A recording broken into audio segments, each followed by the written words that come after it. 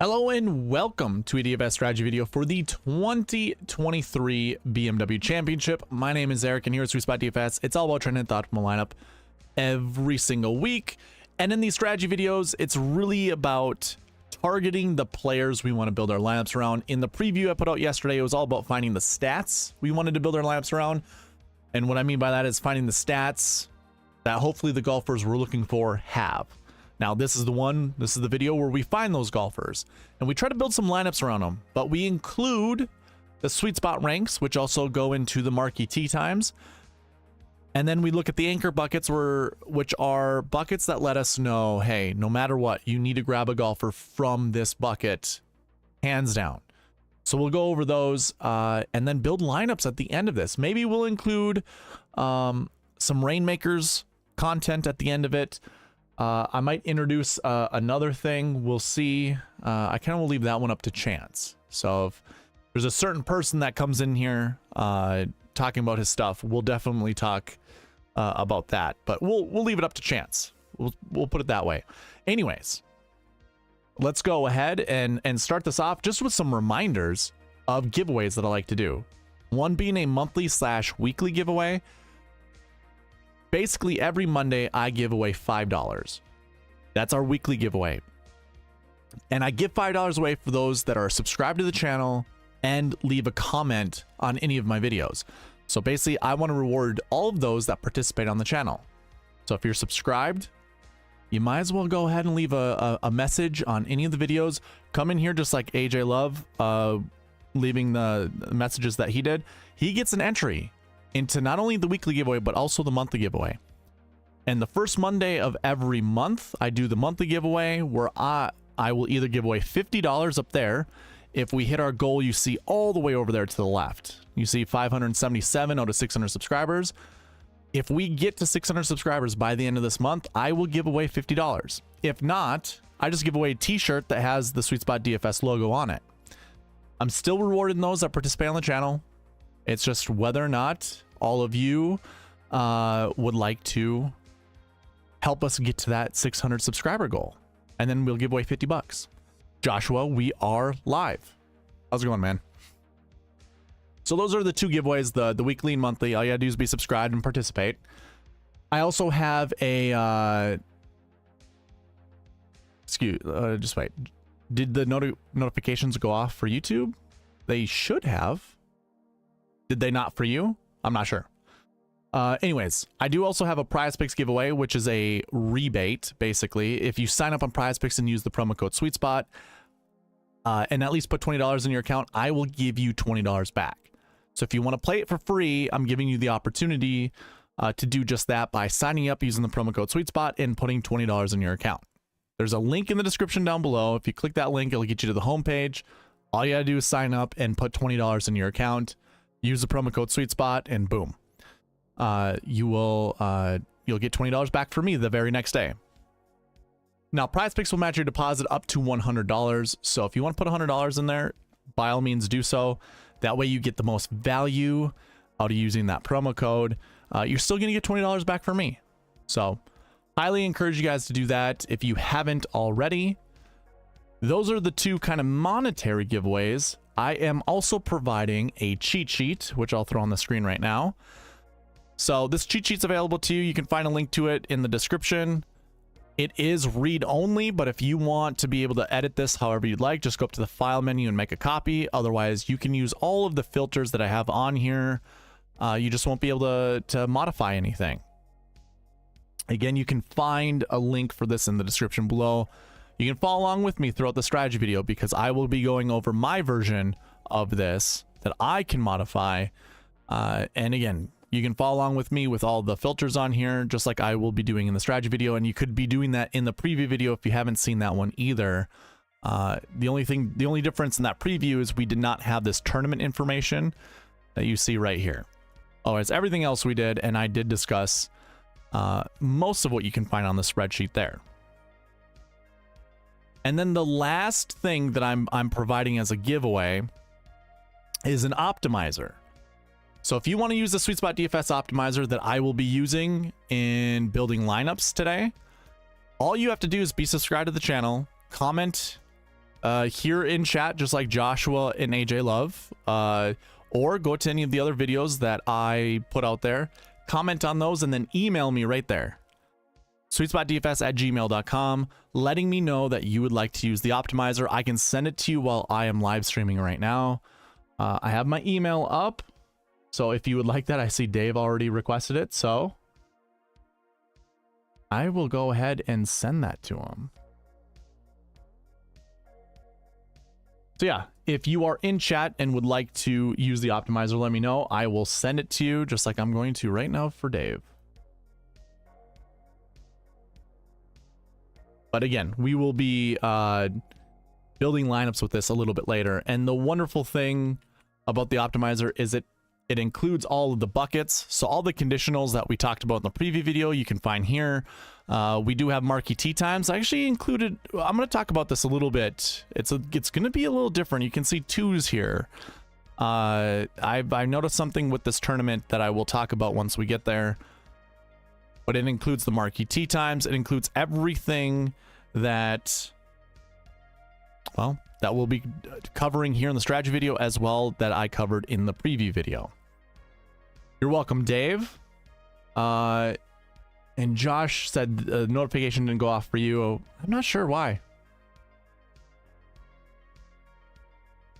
That's kind of a bummer. I'll have to look into that and see why the notification didn't. I know you said all good, but that's kind of weird. So anyways, those are all the giveaways that I am doing this week. Why don't we just jump into the strategy video? And let's talk about the SweetSpot ranks. So when you go to the cheat sheet, or that you're following along with me on here, basically I have my own model that I rank the golfers in this field for. This hasn't changed throughout the entire year. The reason that hasn't changed is because of data capturing. I want to capture the model throughout every single tournament just to see, you know, what changes need to be made for certain tournaments, or if they're all the same, do they work out? You know, does the model work out? And in all honesty, I think for the most part, the model's been pretty dynamite this year. So what I like to look at is OWGR. I have kind of a tiered scoring system when it comes to this. Your top golfers can get 100 points, and then it goes down. I mean, Rory's number 2 in the world, I believe, right now. He's only getting a minus 0.33 score from Scotty. So it doesn't really change. You know, it's not a huge difference between Rory and Scotty, but where you're going to see more of the differences are the worst golfers in the field. So I think most of our golfers are inside the top 100 or very close to top 200. So a lot of people are getting some decent points. So there isn't much of a scoring discrepancy when it comes to OWGR. But say if this was a full field event, I do want like a Scotty Scheffler to really separate himself from, like, say, a Ryan Armour or any of the other guys. Like, we use the rookies on tour like Trevor Cohn or Kyle Westmoreland. I'd want Scotty Scheffler to get a 100-point bonus over those guys because it's Scotty Scheffler.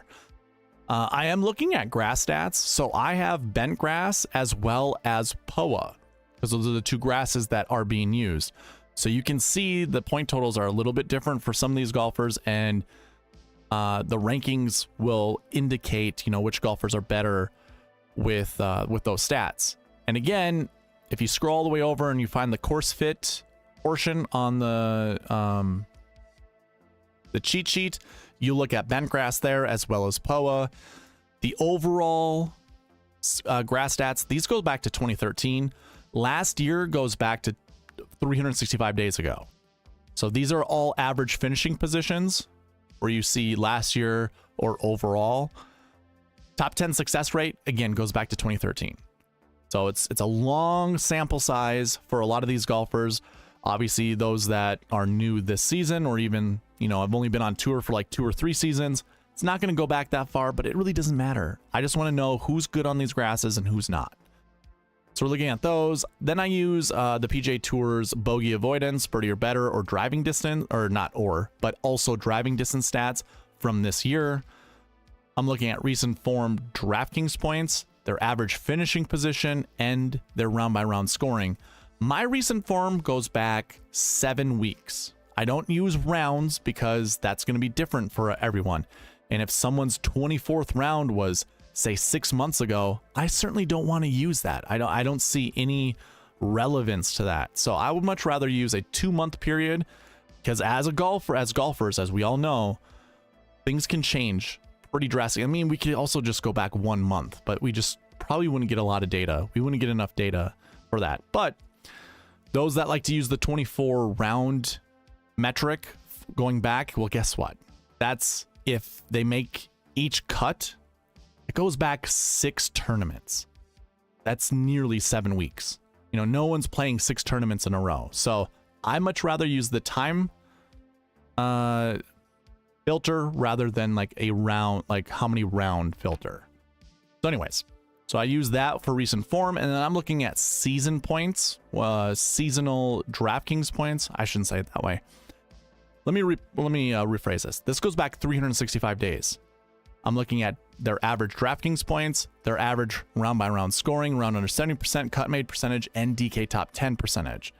And these are all tiered based off of who's better in these stats, and then it kind of just goes from there based off of the other players' scores or their stats within those stat categories. And then that comes out to a score, which is included in the metric for the optimizer. Now, if you like certain golfers, let's say Lucas Glover's kind of not showing up, like the recent form stuff that he's been doing isn't really showing up. If you like Lucas Glover a little bit more and you have this optimizer, just add points to this. So if you didn't like 974, you make it 1074 or 1174. The optimizer will then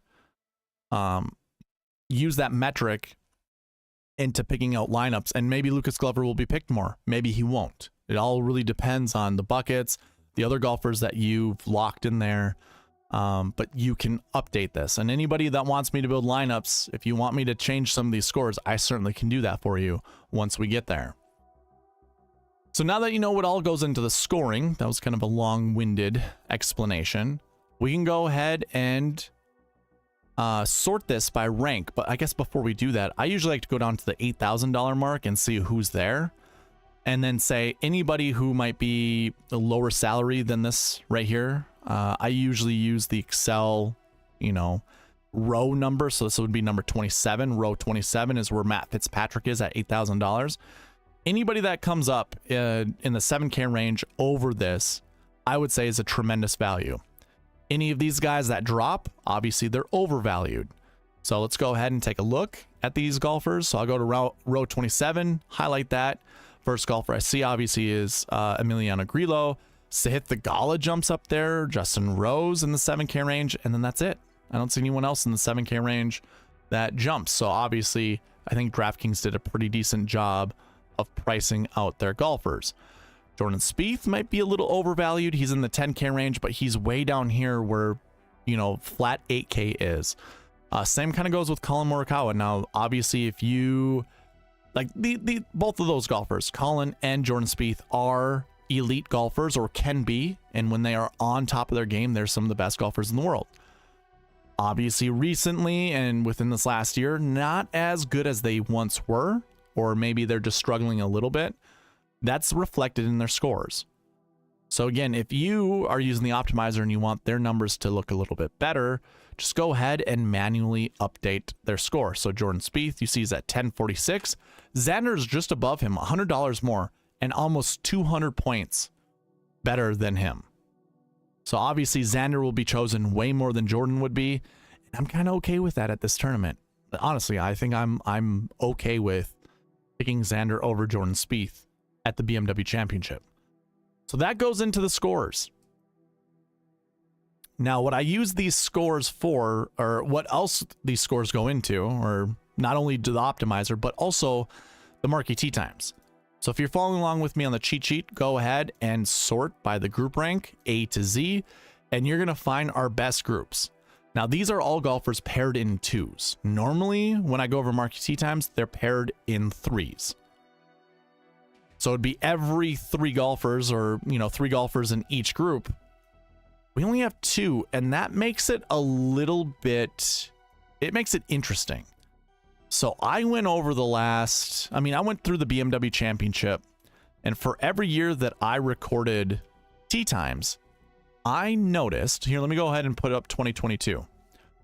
So if I put a filter on my 2022 sheet, look at this. This is also sorted by group numbers. Xander and Patrick Cantlay were paired up last year together. Xander finished third, Patrick Cantlay finished first. They were both in the optimal lineup. Now, if you followed me before, or if you watched in these videos before, what I have said is you don't want to pair golfers in the same group together, because 90% of the time, optimal lineups do not have golfers from the same group together. Obviously, this is SweetSpot DFS. We're chasing the optimal lineup. We're trying to hit the optimal lineup. We're going to do everything in our favor to do just that. And if the stats bear out, do not play golfers that are paired up together, we just don't do it. And again, 90% of the time, these golfers are not paired up together. Like any in the marquee tee times, put it that way. I only look at the top 9 groups. So sometimes there might be golfers paired up together in the lower groups, but I'm not really paying attention to that as of right now. We're just looking at the marquee tee time. So what I noticed is in 2022, like I said, you had Patrick Cantlay and Xander paired up together and in the optimal lineup. I can't remember if I saw the same thing in 2021. Let me just scroll through this really quick. This one wasn't, I didn't have this group ranked. So yeah, we also had 2 golfers paired up together, Sungjae and Rory. And they were actually in tee times of 3. We actually had golfers in tee times of 3 this time in 2021. I think we had 70 some golfers, so yeah. Which to me, if that's going to be a trend, then I would much rather consider it for this event. Whereas like previous events probably wouldn't. I think I didn't see anything in 2020 that had golfers that were playing together, but did we have more golfers than? No, we still had around 70. But no one was paired up together in the optimal lineup in 2020. Now, I went back and I looked at some of the other limited field events. Like I went to the tournament, the Century Tournament of Champions, because that's a 30-man field, and I wanted to see if we saw the same thing there, and we didn't. I guess what I could do is take a look at the Tour Championship and just take a look if we can find something there as well. Probably can't, and it might be a little challenging. So if I went to 2022, this is going to be different because the salaries are odd. We actually didn't there. Not in 2022. 2021, did we have anything here?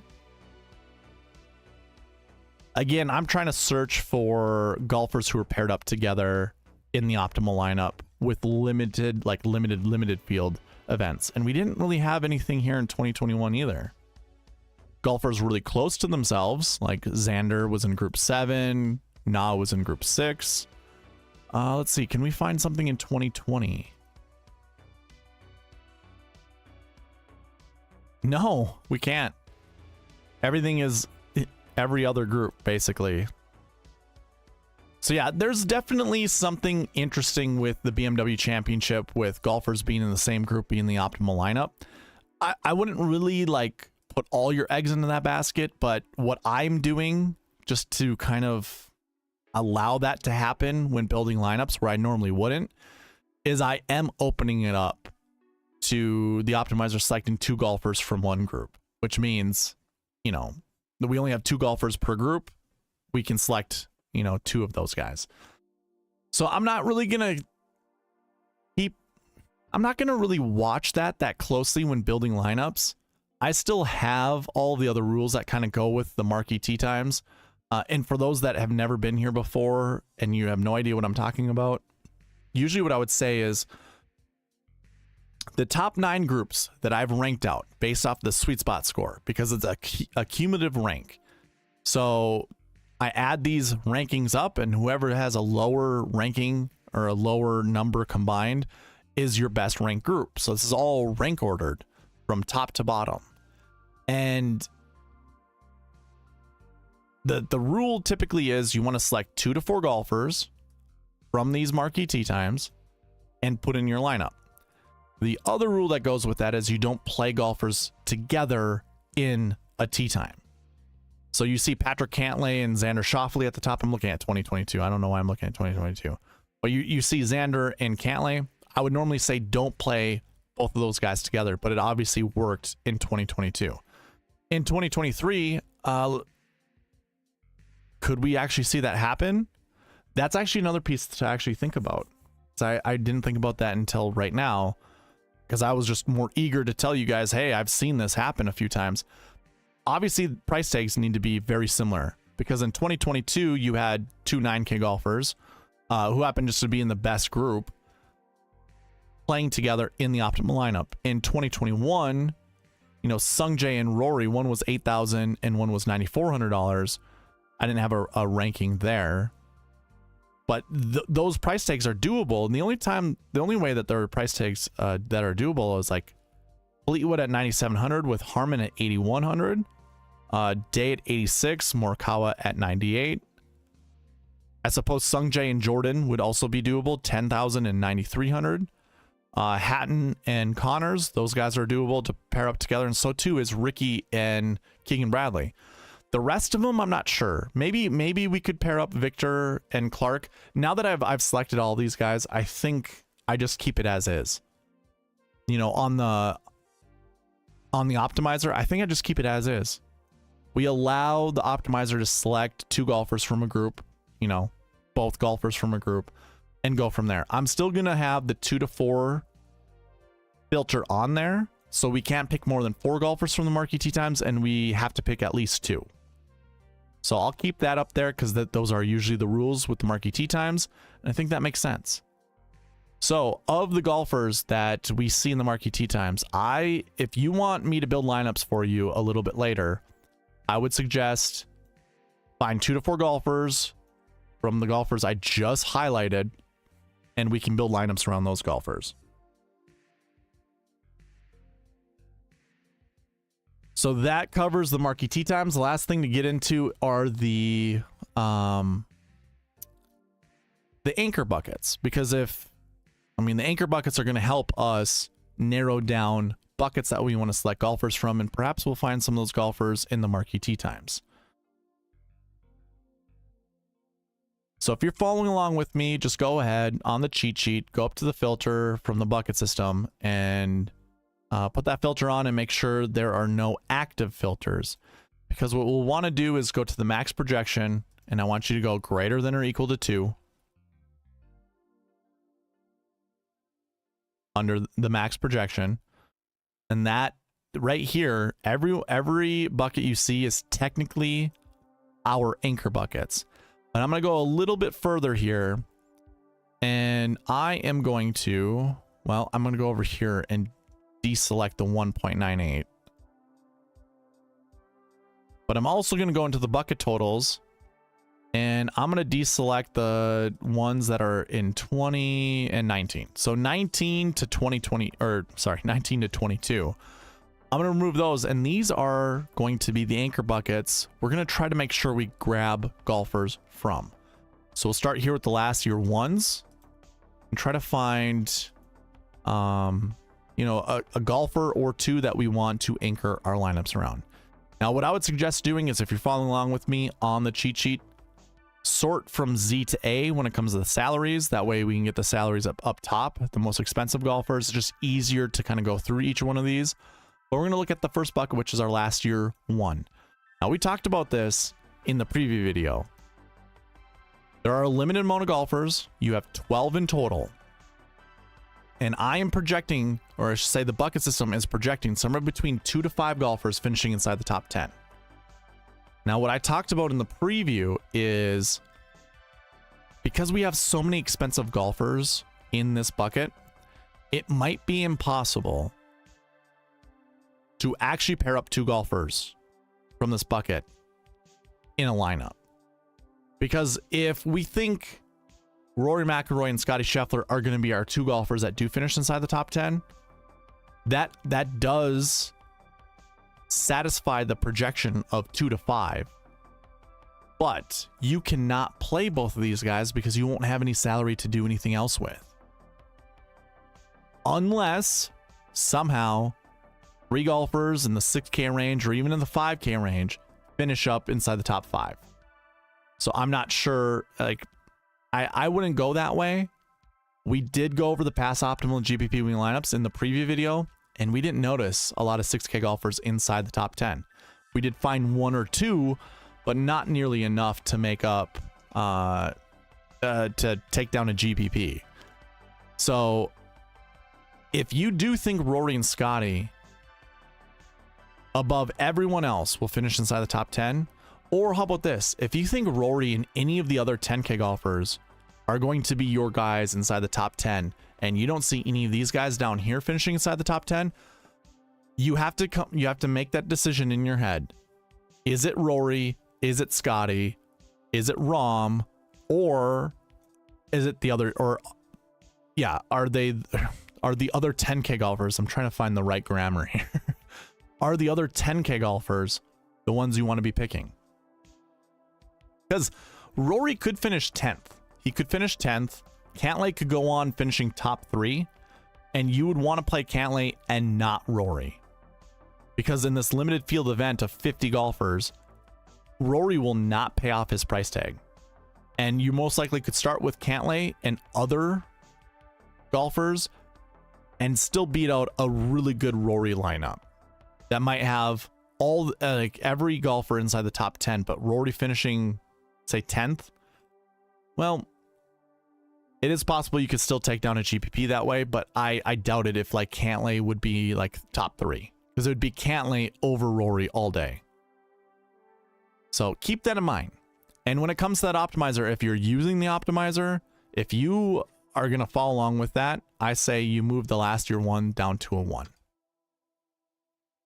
So if you don't, go ahead and leave it as a 2, but most likely you're just going to find golfers like, say, you're going to have Rahm and Sungjae together, or even maybe Cantlay and Sungjae, or maybe it's Corey Connors that goes with Scotty Scheffler, or even Xander Schauffele. But if you think it's Rory, I think you probably change that to a 1. I think we change this to a 1 if we think it's Rory that's going to be the golfer from this bucket inside the top 10, or even in the optimal lineup. And even if any of the other golfers do finish inside the top 10, if it's Rory in the optimal lineup, it won't be the other guys. It's going to be very unlikely it'll be the other golfers. So keep all of that in mind when it comes to this. I think I'll leave this at 1. And when it comes to building lineups a little bit later, if we build non-Rory lineups, I might change it to 2. Because I think that would be, I guess if it's Scotty Scheffler or Rory McIlroy, I'll change it to 1. But if it's Jon Rahm or cheaper, I'll keep it at 2. And the reason being is I think you can do more with 11-2. Like, you can do way more with 11-2 than you can with 11-6 and up. I know that sounds weird, but I was kind of messing around with it. And there are some pretty decent Rahm lineups you can build, whereas you can't really do that with Scotty Scheffler. So we'll look at that when we get there when it comes to building lineups, but keep that in mind. Now, the next 2 buckets, basically we're looking at the number 2 buckets from the last year stat as well as the last week stat. So we'll just stay here in the last year buckets, but change it to 2s. And we want to find somewhere between 1 to 3. Now, salaries here are a little bit more forgiving or workable or manageable, whatever you want to call it. But it looks like we want to pick at least 1 out of this bucket. Now, here's the other challenge that comes with building lineups. Obviously, it's all price dependent.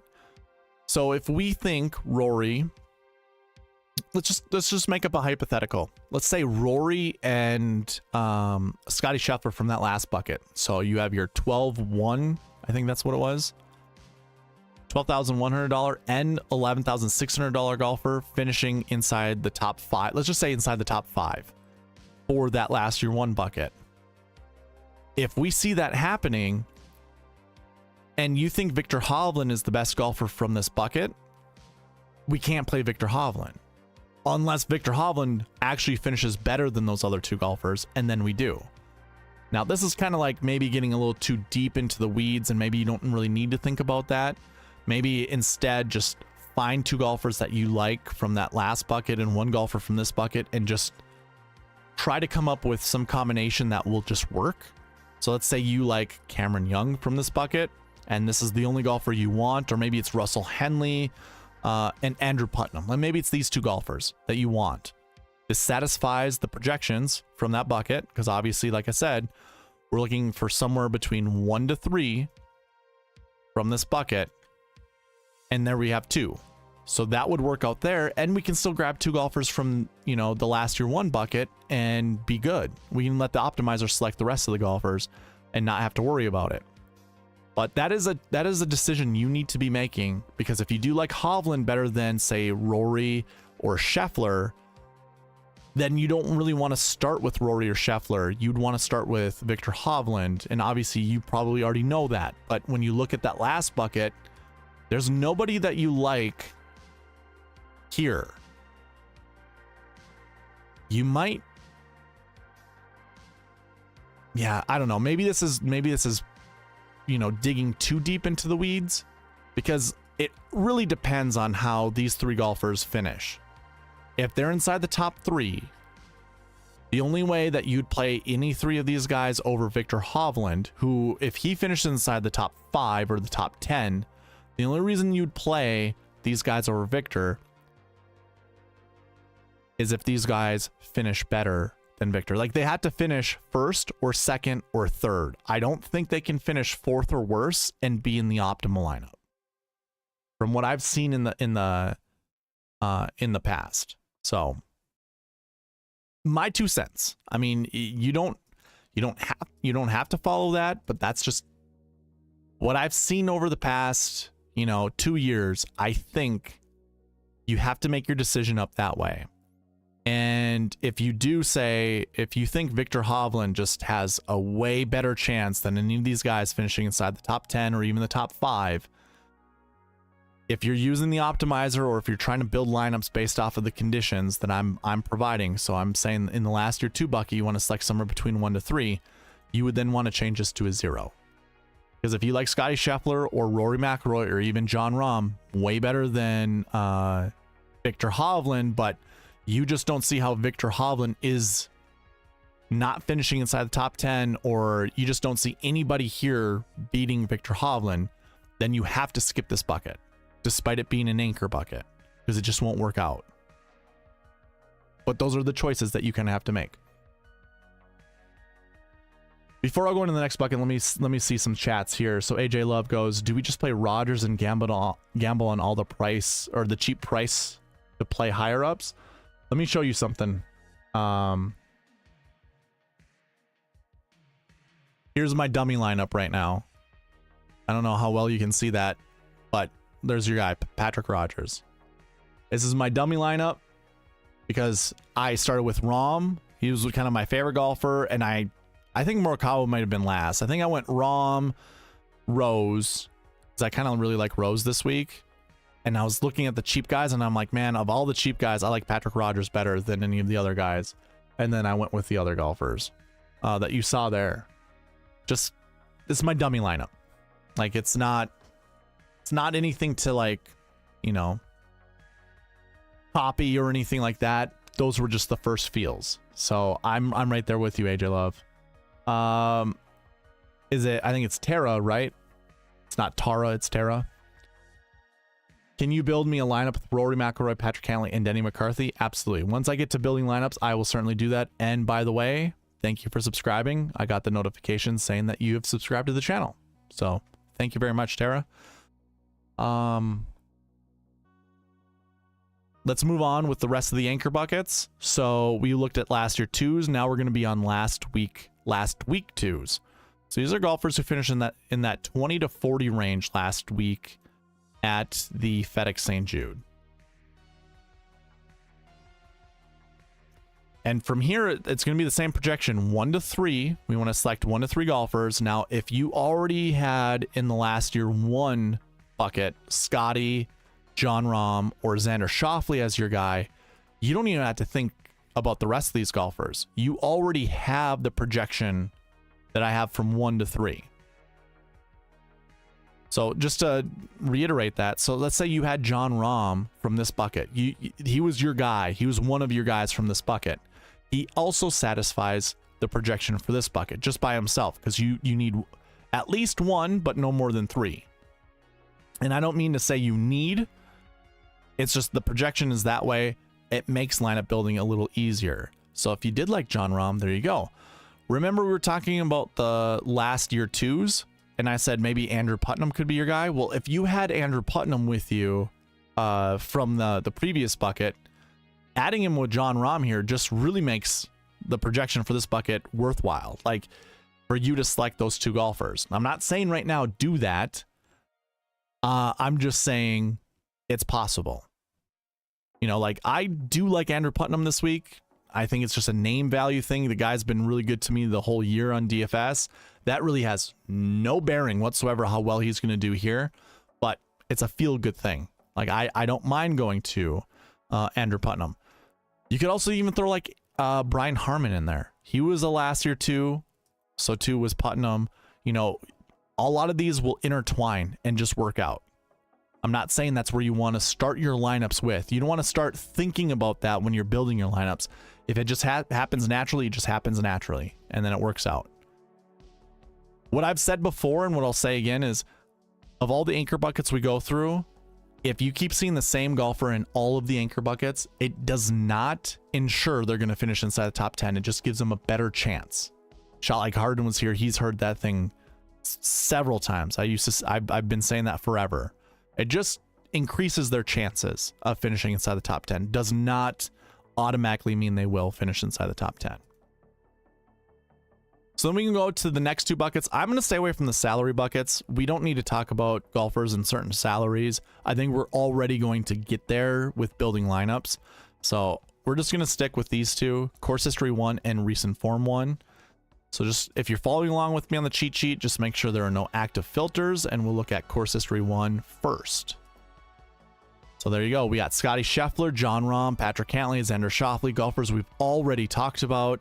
So again, I mean, the projection is what? 1 to 4. Well, if Jon Rahm is one of our guys that we're building lineups around, we have that one covered. We have that bucket covered. And by the way, if Scotty Scheffler, Jon Rahm, and say Patrick Cantlay finish inside the top 10, not only are they satisfying those other buckets we talked about, but they're also satisfying this bucket. And guess what? You can't play all 3 of them. So you have to make a decision. 1, 2, maybe even 0. Maybe even 0. But as I see it, I am going to make sure I play at least 1. I'll be honest with you guys. I'm already eyeing Jon Rahm. It's just like I think what will be the antidote to Jon Rahm's poor play as of recently, is a hard golf course, a very hard golf course.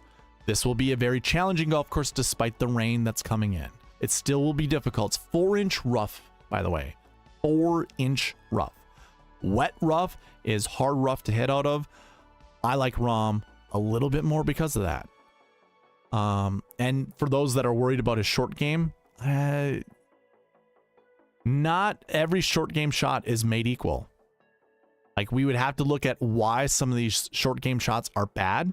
Maybe they're just hard shots. Maybe they're bad lies. Maybe, you know, X, Y, Z, whatever you want to look at. If we don't have all the data in front of us, we don't look at strokes gained short game, or around the green, I should say, all that closely. Like, I wouldn't want to look at it that closely. But anyways, good way to get on to Patrick Cantlay at 10,500. That seems pretty cheap. That's also a good play. So too, I think, is Tommy Fleetwood. And I actually don't mind any of these other guys down here either. So this bucket again, 1 to 4. 1 to 4 golfers are projected to be inside the top 10. You can either choose to play 1 to 4, maybe ignore it because you think the other buckets are better to go with. It's entirely up to you. The next bucket is our recent form 1 bucket, and this is a 2 to 4 projection.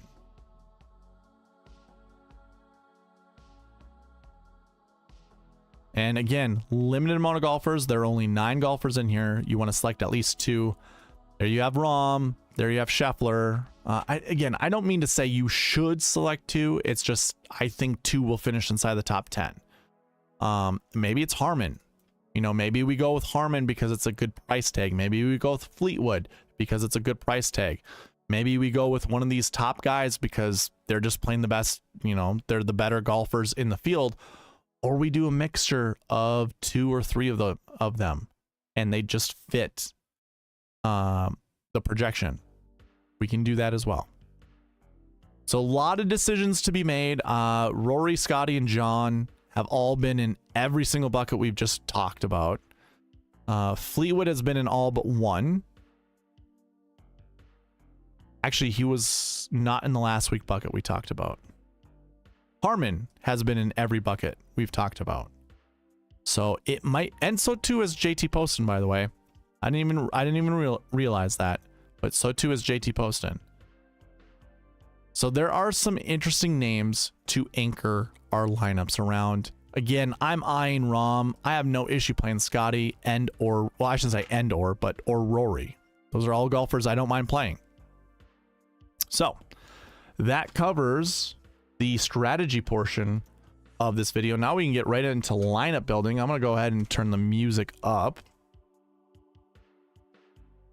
Not only for me, but for you guys as well. Maybe get to a better song. And we'll build some lineups. I mean, I think Tara already put in a combo of golfers. So if you want me to build some lineups, I will do that for you right now. I'm going to go ahead and just also retweet that I am live. See if we can get some more people in here.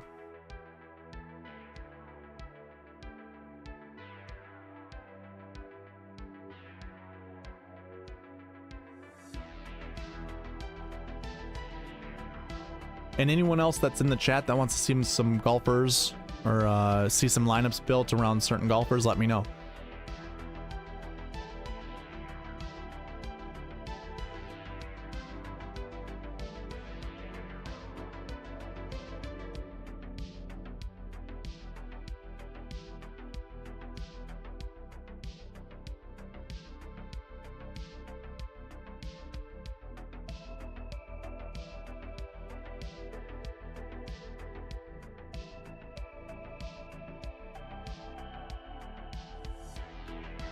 All right, so we have that retweeted. Let's go ahead and build some lineups. I will pin Tara's message up there. Oh, I'm sorry, AJ's first. My bad, my bad. I see you, AJ.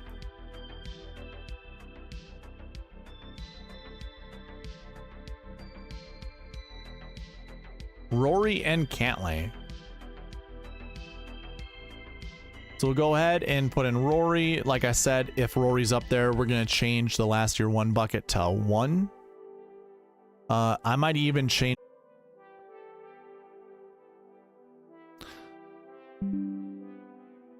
Okay. I saw that my OBS had disconnected, but now we are here. Can I see anchor buckets really quick? Sure. By the way, you can do this yourself, Ryan. If you go to the cheat sheet, click that link in the description and go ahead and put these filters in there. Greater than or equal to 2 for your max projection. And for this year, just select as many, like I went from 13 and less. And then that way, you've got the anchor buckets in front of you.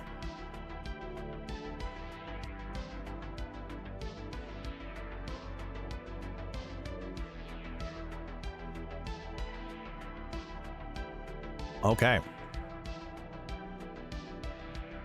So, we want to see Rory and Cantlay built around. See what we can do.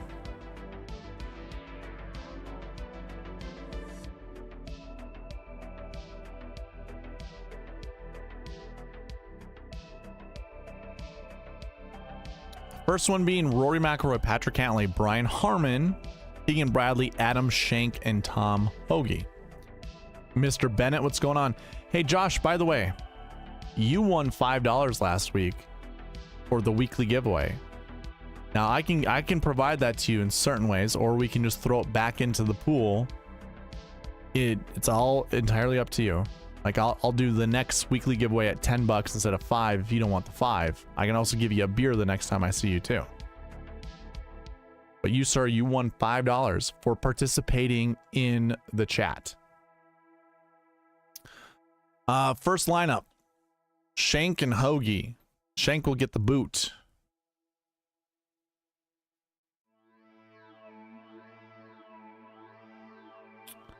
Looks like we get McIlroy, Cantlay, Harman once. I mean, we get Harman once again with these guys, and then Thigala, Todd, and Kurt Kitayama, which is going to be really unique because I don't think a lot of people are playing Kurt Kitayama.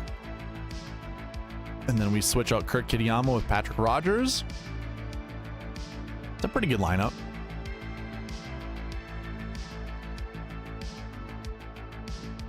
And then we break it. See, can I actually provide more? Yeah, Cantlay and McIlroy might be a little too challenging to build lineups around, but you had those 3 golfers that we just saw. Let's see, I might be able to make it better if we just move these to 1 out of 4s.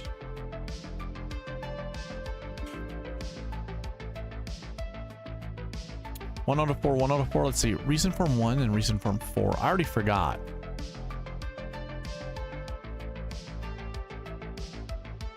Yeah, that one's probably too expensive to have 2 golfers from. Is that what I had though? Recent form 1? Yeah, that says 2 to 4.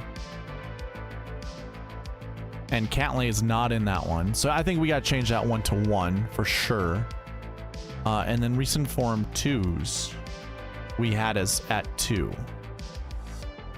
2 to 4, that is. That one's a bit more, yeah, that one's more manageable. We'll keep that at 2 to 4. AJ Love, I feel like these are broken. All right, Josh, sounds good, man. Appreciate that. I had said to the rest of chat, or not so much chat, but in the preview video where you had won, I'm like, I don't know, Josh might want to put that back into the pool, but or maybe he would like a beer. I'll probably still buy you a beer one way or the other, so it's all good. I feel like these are broken. So AJ, what do you mean by these are broken? Like, can you put 2 guys, like you can put those 2 guys together? Oh. Well, I mean, I think maybe, hold on, this might work. This might help. It did not help. So yeah, putting Cantlay and McIlroy together might not be the way to build lineups, at least following the SweetSpot process. If you want me to break the rules to incorporate your lineup builds, I certainly can do that. It's just with Patrick Cantlay and Rory McIlroy. Following the SweetSpot process, we got 3 lineups out of it, and it could be one of those 3 lineups is the winners. Like if we go ahead. So it was Adam Schenk. So if we bring back Adam Schenk, maybe we get another lineup out of this. Yeah. So now we get Keegan Bradley. Remember, Sahith Thigala was a part of it. But you got Brian Harman, Bradley, Schenk, and Hoagie. If I do this and say get rid of that, and maybe we don't want to play Tom Hoagie. Let's see if this breaks. It could break it. Love that. So yeah, I mean, we can still build a couple more lineups, but looks like you're going to need Harman and Thigala with Schenk. This one introduces Seamus Power to it. And then it breaks. Yeah, so it looks like we kind of need a 5K golfer to go with this in order to make it work out. Let's see if I get rid of Sahith Thigala and say Brian Harman, do we still break the optimizer? And if it says it's broken, then okay, that's fair. Yeah, so now we can build different lineups. Like sometimes we just have to kick out certain golfers. It does look like you're going to need a 5K golfer to go with Rory and Patrick Cantlay no matter what, following the SweetSpot process. So here we go. We had you know, Fitzpatrick, Bradley, Putnam, and Rogers. I don't think that's a bad lineup, and then it breaks.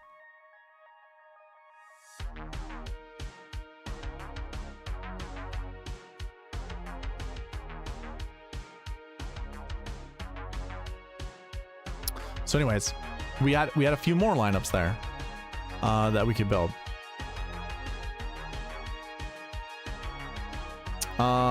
Tara says, can I do Ramen Burns instead since Cantlay and McElroy didn't work for AJ? Did you have Cantlay and McElroy before?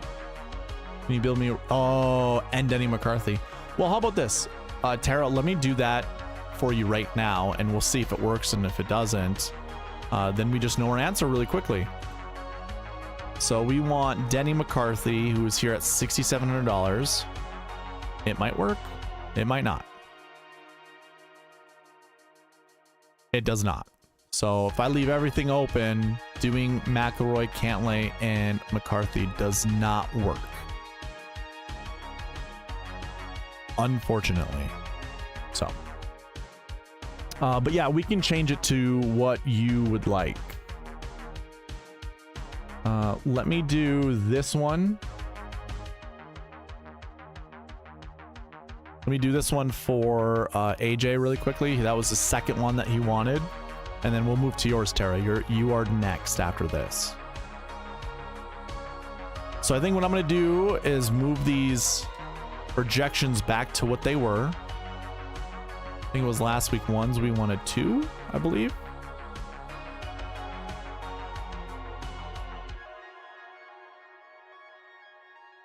So that's 2 to 5 for last week ones. And 1 to 3 for last week 2s. Okay, we already have that. 2 to 5 for last year 1s. Okay. So we got that. We got that. Perfect. We're going to keep course history 1s to 1. Okay. All right. So do some Cantlay and some Hideki lineups.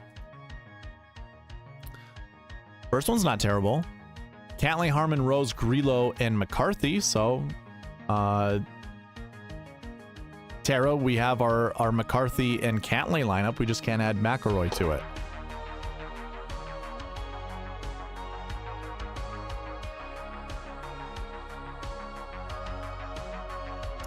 Good evening, Joanne. Nice to see you once again. Okay.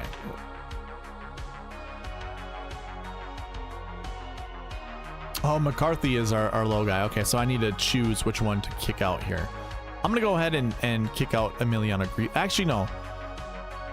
I'm going to kick out Rose. AJ, if you see a golfer here that you would rather have kicked out, let me know. So if you... it's between Harman, Rose, and Grillo. If you want... Actually... Oh, I didn't mean to actually... Hold on. Hold the phone.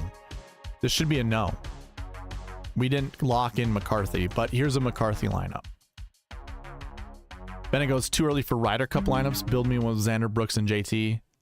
Yeah, unfortunately, it's a little bit too early. But Josh, I do have a match play optimizer. Because of the WGC Dell Technologies match play, I already have one ready to go. Unfortunately, it is not in there with Ryder Cup stuff. But of course, I think you're just pulling my leg anyways, so too bad, sir, too bad. If Rose Miller is in the chat, thank you for subscribing to the channel. I saw that notification come across. Cantlay, Matsuyama, Hatton, Harman, Thigala, and Chris Kirk. I agree. That is a pretty good lineup.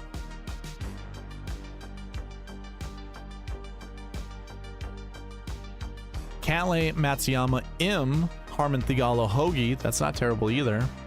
Lots of 9K golfers popping up. We go back to Hatton, but include Harman, Grillo, and Kitayama. So it looks like the optimizer is really liking Harman as well as Grillo, which, I mean, pretty good. Nick Taylor. This was Joanne's favorite low price golfer last week. Maybe this is the week we get on Nick Taylor. I'm not exactly sure, but maybe it is.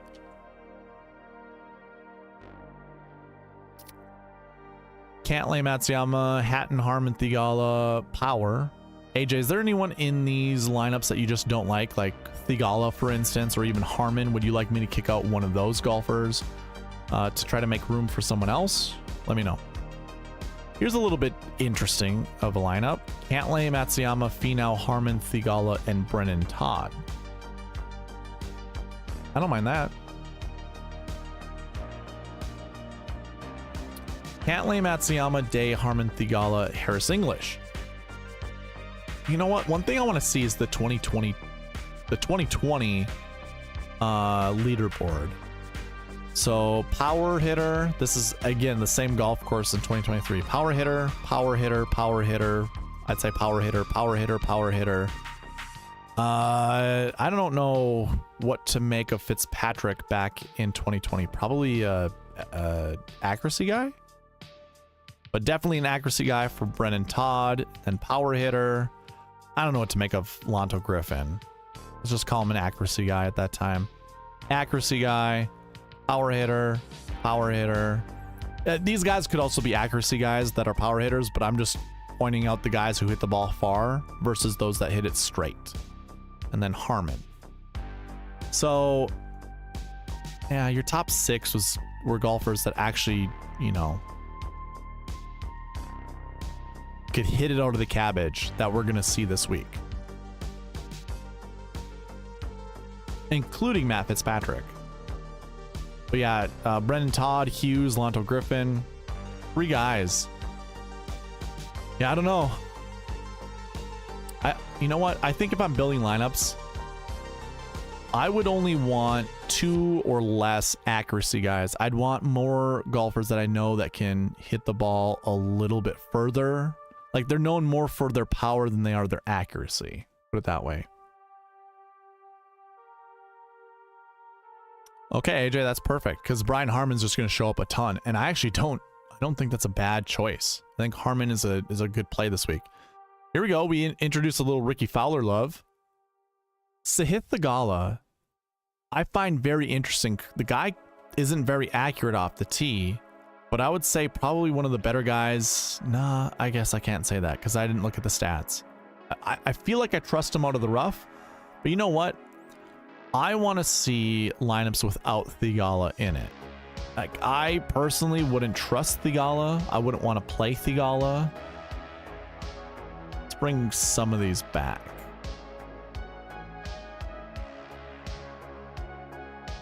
I'll build like 3 or 4 more. Just want to see what this looks like. Finau, Harmon, Grillo, Kirk. That's pretty good. Hatton, Harmon, Grillo, Rogers. Harmon, Rose, Grillo, Todd. I really like that lineup. That lineup right there, I like that one quite a bit. Yeah, AJ, I also don't either. I don't trust Theegala off the tee. Matsuyama, Day, Poston, Grillo, English. That's interesting. We add Eric Cole to the mix. That's not terrible. One more. This is the last one. Wow. Yeah, hey, that is that different. Like, I'd find this would be a weird lineup to dupe. Kind of like it. We're gonna say that's gonna be the first one to save today. And I'm gonna mark it red because it's kind of like a risky lineup. I like it though. Okay, now we're gonna move on to Tara's lineups.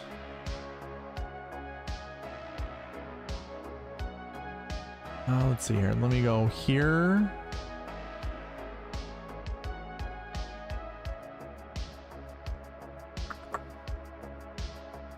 So, can I do Rahm and Burns instead of Cantlay and McIlroy? Did you have anyone else? And Denny, do you want Denny McCarthy as well, Tara?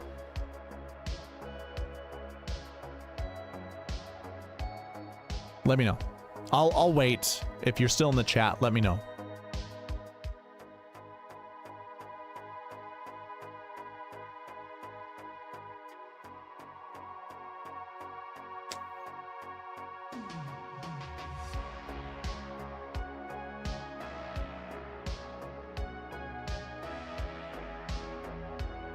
I'm just gonna wait for you to tell me, like, do you want Denny McCarthy to add to Rom and Burns?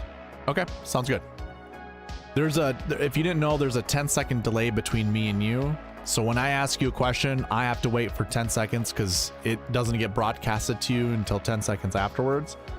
YouTube, I left it at 10 seconds because it gives you the audience a better viewing experience, because you can watch this in a better quality. So yeah, there's a 10-second delay. That's a long way of saying there'll be like this little disconnect between you and I for a little while. Anyways, so we want Rom, Burns, and McCarthy.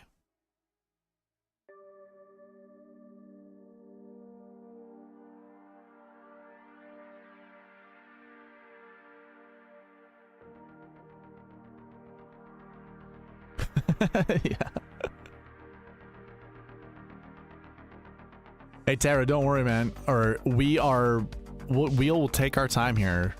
If it's, I mean, I know if this is your first time here, if you look at some of the other live videos that I do, I'm usually on well over 2 hours, sometimes 3 hours. I think the longest I've ever gone was 4 hours. We can take as much time as we want.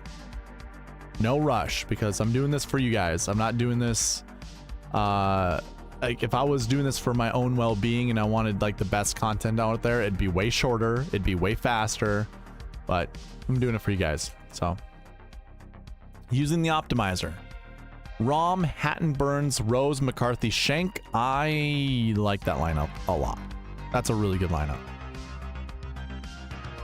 We're gonna save that one too.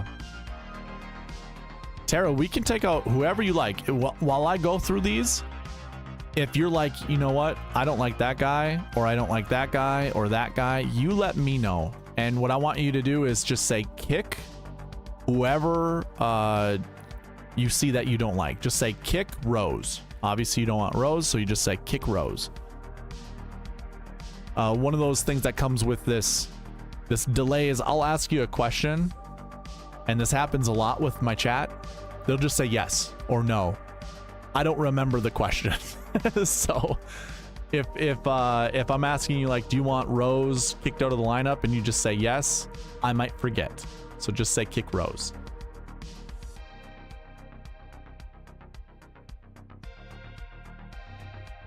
I also have a really bad short-term memory, so I rarely remember what I just said like 10 seconds ago. Rom, Hatton, Burns, Cam Davis, Adam Hadwin, Denny McCarthy. I think this is it. This is the GPP winner right here. I really like that lineup. It's a really good lineup.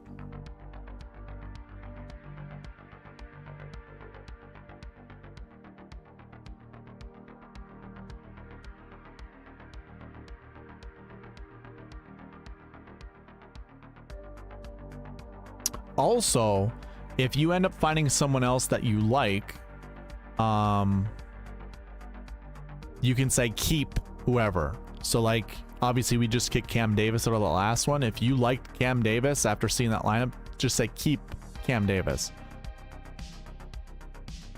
Also, we're going to come to an issue with some of these golfers where Burns is actually the lowest value golfer in my metrics.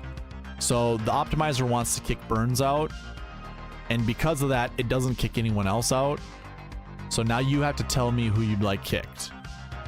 So from this lineup here, do we want Thigala kicked, Todd kicked, or Sungjae kicked? Let me know.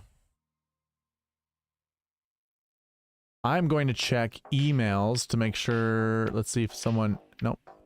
Anyone that wants to use the optimizer, let me know. I will send you the optimizer while I'm live. I am checking emails, so let me know.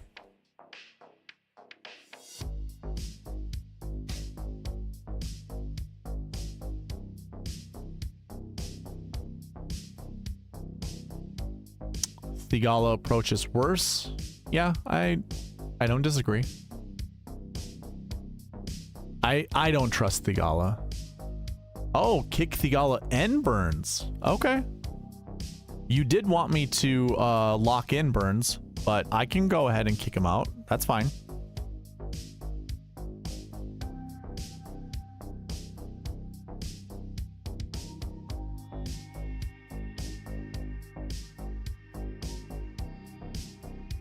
Rom Shoffley. We have two 10K and above golfers to go with Jason Day, Emiliano Grillo, Denny McCarthy, and Chris Kirk. Wow. That, I like that. You know what? If this was a year ago, I'd be telling every one of you not to play Jason Day. He's been blacklisted from my lineups. I actually really like Jason Day this week. Jason Day excels on hard golf courses. He is a par. Like if the score is closer to par, he is that type of golfer. He is better on those golf courses than if it was a birdie fest. So I actually kind of like Jason Day this year or this week. Although I still worry about the vertigo, I still worry about the back issues, I still worry about Jason Day in general. But I can play Jason Day this week.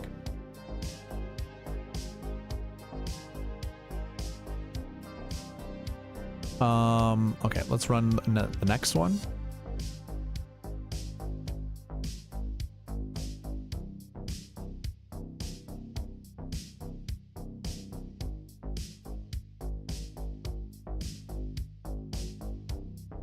Okay, Rom, Shoffley, Harmon, Grillo, McCarthy, and Shank. I like this lineup too. I'm really liking the Rom Xander lineups. At least the two that I've seen so far.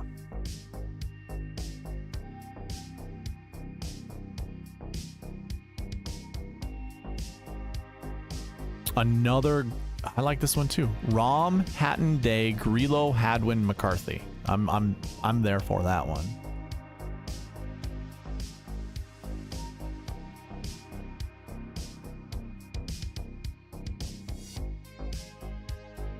Crypto Don Juan, what's going on, man? Nice to see you back in chat. Did we try Cantlay Rom? We have not. That might be challenging as well, but I think they're in enough opposite buckets that it will work out.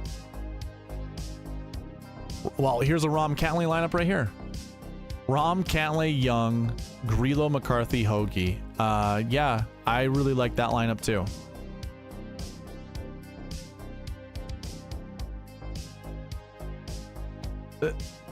I was in Back Nine Bets chat earlier. He had a live video going on, and he told me he was betting McIlroy 8-1, and I was like, I really like Rom this week. And he was kind of giving me crap about liking John Rahm this week, but I just think the best antidote for Rahm's game is putting him on an ultra hard golf course where if everyone else is going to be inaccurate and John Rahm will be inaccurate with them, I think it's a bigger advantage to Rahm than it is those other golfers. Tara says, can I do one more with Putnam, Im, and Fowler? Sure. Let me double check to see if anyone else requested lineups before that. Usually I like to go in order, give everyone kind of a fair chance to make up some lineups.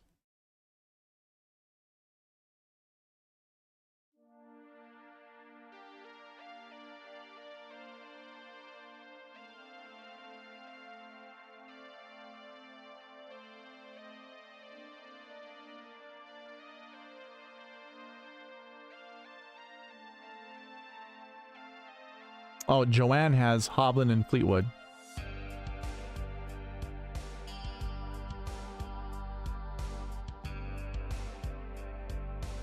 Yeah, okay. So I'm going to do Joanne's first, and then Tara, I'll come back and do Putnam, Im, and Fowler. And anyone else that's in the chat that wants me to build lineups, I will build...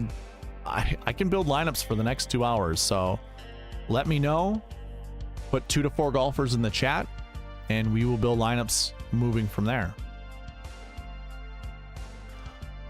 Let's see here. We want Hovland and Fleetwood. Joanne, I like that quite a bit. Are you still in chat, by the way? Let me know. Because I might need your opinion on kicking certain golfers or not. Okay, here we go. So we're seeing Grillo and Thigala. We've been seeing them quite a bit in the last few times building lineups, which I don't mind.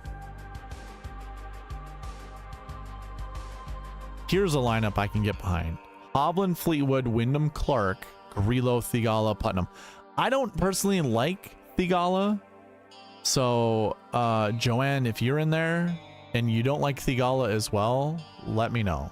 Did we not save that? Oh, I reran it. Darn it.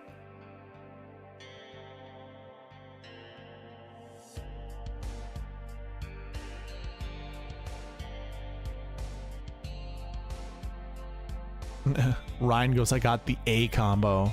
Okay. Let's hear it.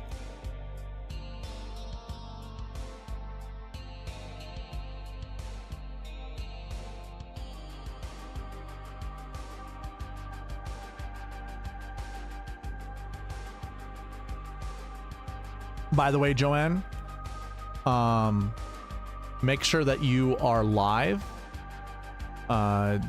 Like on the YouTube player down here to the left, you'll see the word live. Just click that button and that will speed you up to the nearest point you possibly can with me being live.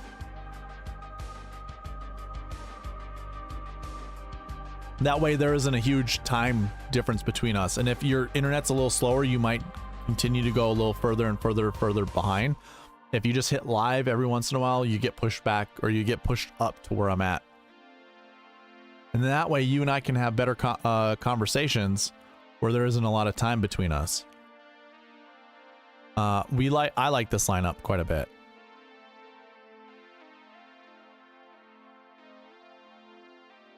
J.K. Lawrence goes, a case of superstition with tee times 1227, which are the numbers of my birthday, which consists of two golfers by the name of Victor Hovland and Wyndham Clark. Hey, you wouldn't be a golfer or interested in golf if you weren't superstitious. Every golfer I know has some sort of superstition when it comes to anything. So you're speaking everyone's language here. I am sure of it.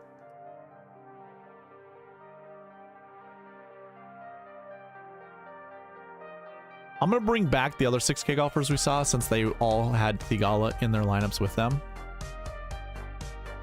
There we go. This is very interesting. Hovland, Fleetwood, Young, Finau, Grillo, Kitayama. I think I save it because I don't want to play Kitayama, and the fact that I'm seeing a lot of these lineups built with Kitayama, I don't mind playing one or two Kitayama lineups, but I'm certainly not going to be building around Kitayama. You like Cam Davis and Keegan Bradley as well? Okay. I'll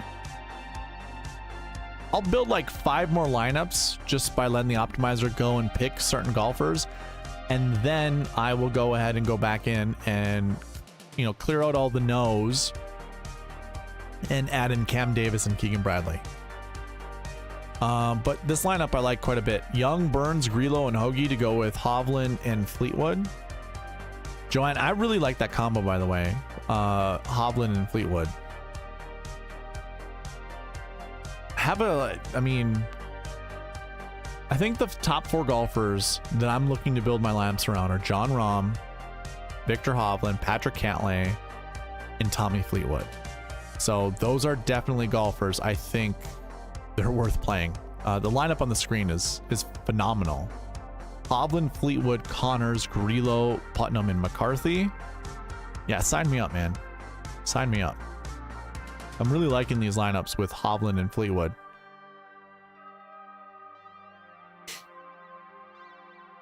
Okay, I will do that, Joanne. Absolutely. Hovland, Fleetwood, Connors, Benny Ann, Grillo, and Chris Kirk. Yeah, I could do that one as well. I don't want to save every single lineup, but that's a good one as well. Hovland might be the play after working with one of his swing coaches.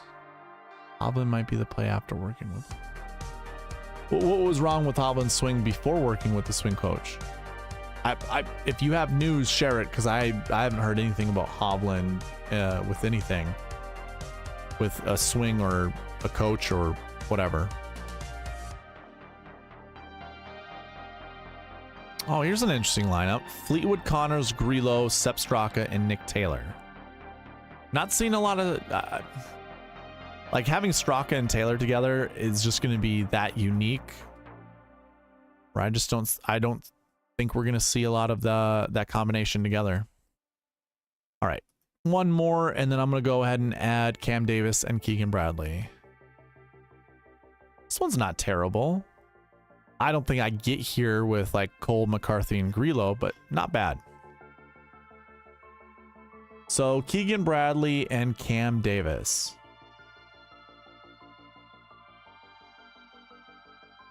It's kind of interesting to see Cam Davis priced above Keegan Bradley.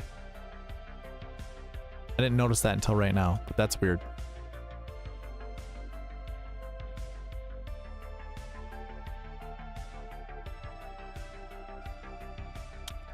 We break it, Joanne. We broke it. Let's see if I change this to a 1. Maybe I change this to a 1. Do we not break it?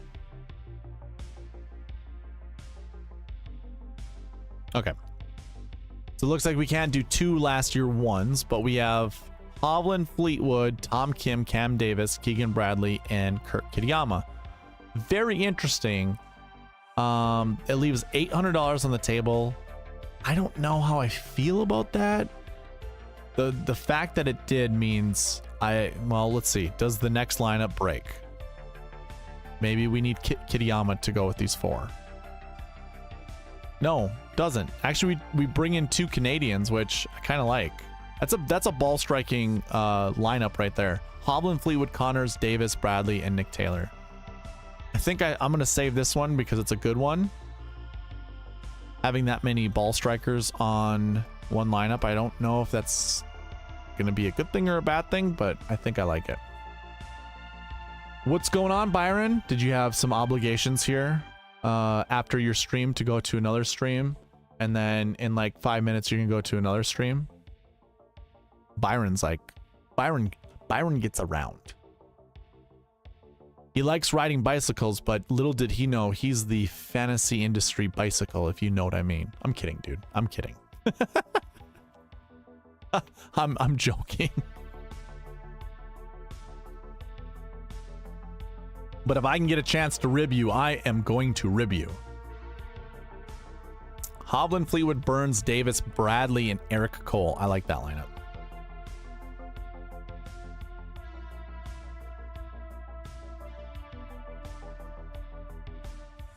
Byron, as you're here, yes, Ryan, I did see your guys. I will get to those when your number comes up. Yes, hashtag networking. Byron, do you know the answer to this question? After the Tour Championship, are the 2023 cards going to be used for the fall season? I think you were with Jason Roslin earlier today, and I didn't get to see the podcast yet, but I am wondering, do we still use our 2023 cards for the fall season? And if there's anyone that would know that answer, it would be you. So, just wondering. Because if so, okay, cool. All right, I'm going to throw a Rainmakers thing out there right now. Okay, not only the fall season. Okay. I'm gonna give this to you guys right now, because this is the dumbest thing. I've been paying attention to this all day. These are rookie Genesis Elite cards. These golfers are still playing in the fall season. And oh, by the way, why can I not see this? Let's go to my cards. I'll click on this. We'll go here. Didn't have to do all of that, but we're going to. Let me scroll down. This right here happens every week still. Every week. where you can get this. I bought 4 rookie cards that cost me I bought 3 rookie cards that basically cost me 50 bucks. And just to show you what my weekly score was, 761. 761 put me, let's just say above, it's better than 200th place. So when I scroll down 101 to here, I got 50 bucks back. $50 back. Oh, by the way, all these snapshots are still going to be happening. The off-season snapshots, which I'm guessing is going to happen every single, monthly snapshots will occur. Guys, go buy these rookie cards right now because you're going to be added. It's 250 points added to your score. And these snapshots are going to be, you basically are going to be thrown in here. If you can go buy a few rookie cards here, every month you're basically going to win 50 bucks. You're going to get $50 back from that. And if you're smart enough with it, you'll be buying rookie cards every single week. And if they're going to be at this price here, $18, this has been declining all day. All day this has been declining. 18 bucks. You can buy 3 of these for $50, and guess what? You're gonna catapult way up the weekly standings. You're gonna get your $50 back there. You're most likely gonna get your $50 or whatever it's gonna be for your monthly snapshots. You're gonna get money back. You're gonna keep getting money back in return. Like literally. I don't know if they're gonna get cheaper, but like I said, I've been, and by the way, you can play these cards, and in these elite contests, just to show you, this doesn't change. In these elite contests, this isn't any different. So like this one right here, this is what I like to play most of the time. You need 3 elite cards. Go get your 3 elite cards right here. $18. This is going to cost you less than $60. You're going to get $50 back this week. I guarantee you it. You'll get $50 back. So it's already going to pay for, and you're going to be able to play in this contest right here. It's not going to be worth $100. It'll probably be worth $25 when it comes down to it. So, dude, I'm giving you the easiest way to make money right now. Go do it. Anyways, that's going to be I was waiting for Byron to come on because I wanted to see what he was going to say about that. And the fact that these 2023 cards, because guess what? If you saw the lobbies, nobody is playing Rainmakers in this fall. Like no one's doing it for the playoffs. Super easy money to be made. That's all I gotta say about that. There we go. Building another lineup. Going back to lineups. Sorry, I had to get that out there because it's, and you guys can keep watching these prices. I'm sure they'll keep declining.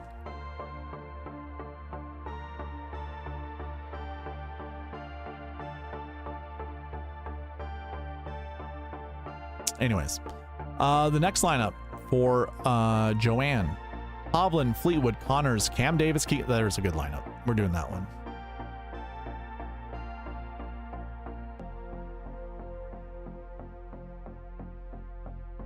These are really good lineups, by the way, Joanne. Hell yeah, Byron. Absolutely, man. You know what I've been waiting for? I've been waiting for Montgomery to go under $20. I guarantee it'll happen. Well, I shouldn't say guarantee. I have a very strong feeling it's going to happen by tomorrow, like afternoon. They will be under $20. Like, so after the weekly leaderboard got updated at 11, basically it was 11 a.m. Central Standard Time, 12 p.m. Eastern Standard Time. Your rookie cards were up to $30, I want to say. Like $27, $28, $29. Some of them were over 30. Like Matty Schmid was $33. As soon as that leaderboard updated, they went down to $18. Like right away they went down to 18, and then they jumped up to 24 like 2 hours later, and now they've been steadily declining down to $18. So I wouldn't be surprised if these still go lower. Like I said, I've been kind of paying attention the entire day. Anyways, I'm sorry. Again, getting a little overexcited about Rainmakers. Hovland, Fleetwood, Connors, Davis, Keegan Bradley, Lee Hodges. I like that lineup too. Okay. Let me build 3 more for Joanne. And then I believe Tara's next, and then Ryan. So Ryan, if you're still in the chat, we're getting around to you. And then it breaks, so we don't even have to build any more lineups. Joanne, those were really good lineups. Let's take a look here. Who is next? I think it's Tara, but I can't remember. Where are we?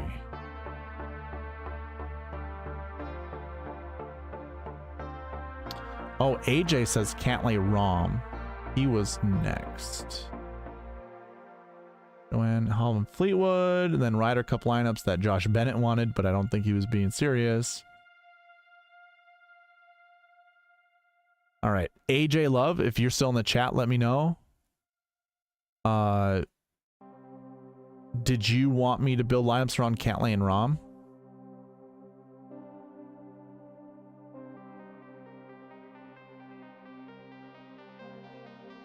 Will the computer build ultimate lineup without our input of people we like? Like just run it without, here, I'll give you the most optimal lineup without the influence of you guys. Okay. All right. So here is the order for the next couple lineups to be built. It's AJ, and then it's Tara.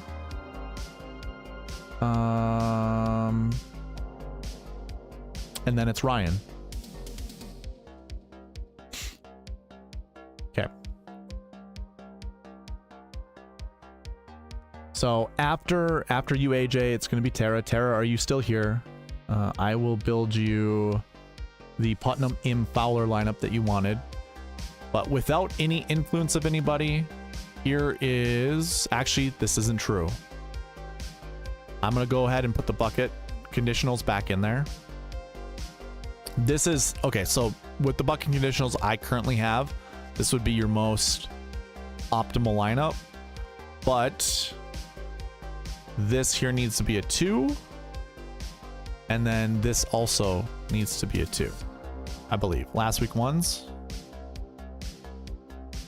Yep, 2.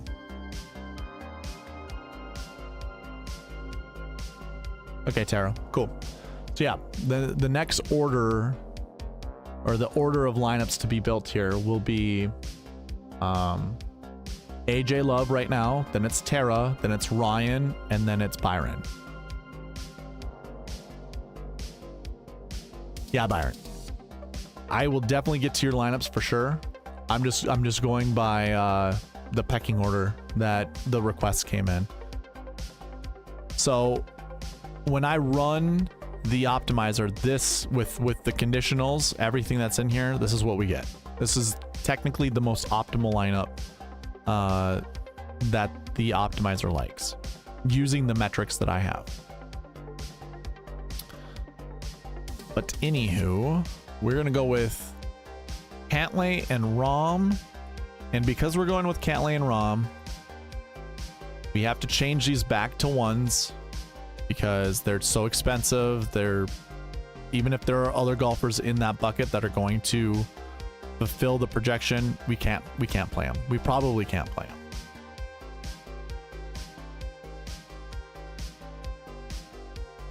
All right, so Rom, Cantlay, Jason Day, Sahith Theegala, Denny McCarthy, Chris Kirk. Now, if I remember correctly, AJ, you probably want Theegala kicked out of there. You let me know. Do we kick Theegala and we bring back Kirk, or do you want Kirk also kicked as the optimizer is going to do? Let me know.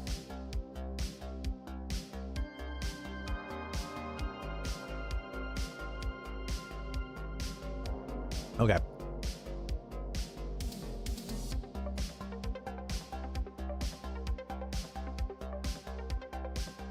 You want me to bring back Kirk, though?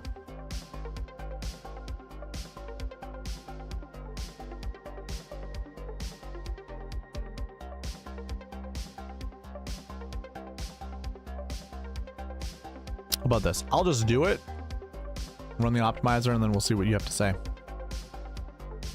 Because Kirk will probably be kicked even if he came back. Rahm, Cantlay, Day, Sepp Straka, Brennan Todd, Seamus Power. That one is kind of gross, but this could be the most unique lineup. Like these three golfers together, I doubt people are playing together. Byron, can you confirm with me on that one? How about these four? Do you think these four will be paired up together in any lineup? Fair enough, AJ, fair enough. Day, Straka, Todd, and Seamus Power. I think I'm going to save it. I've spoken too much about it, and I was going to ignore it, but I think I have to save it.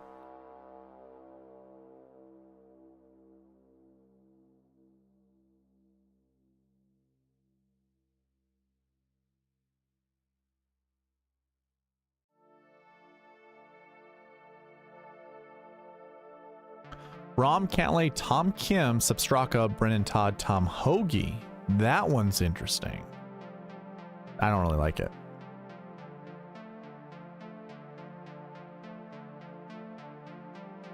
Okay. Rahm, Cantlay, Finau, Grillo, Todd, Kirk. Brennan Todd is showing up a lot. Do we play Brennan Todd?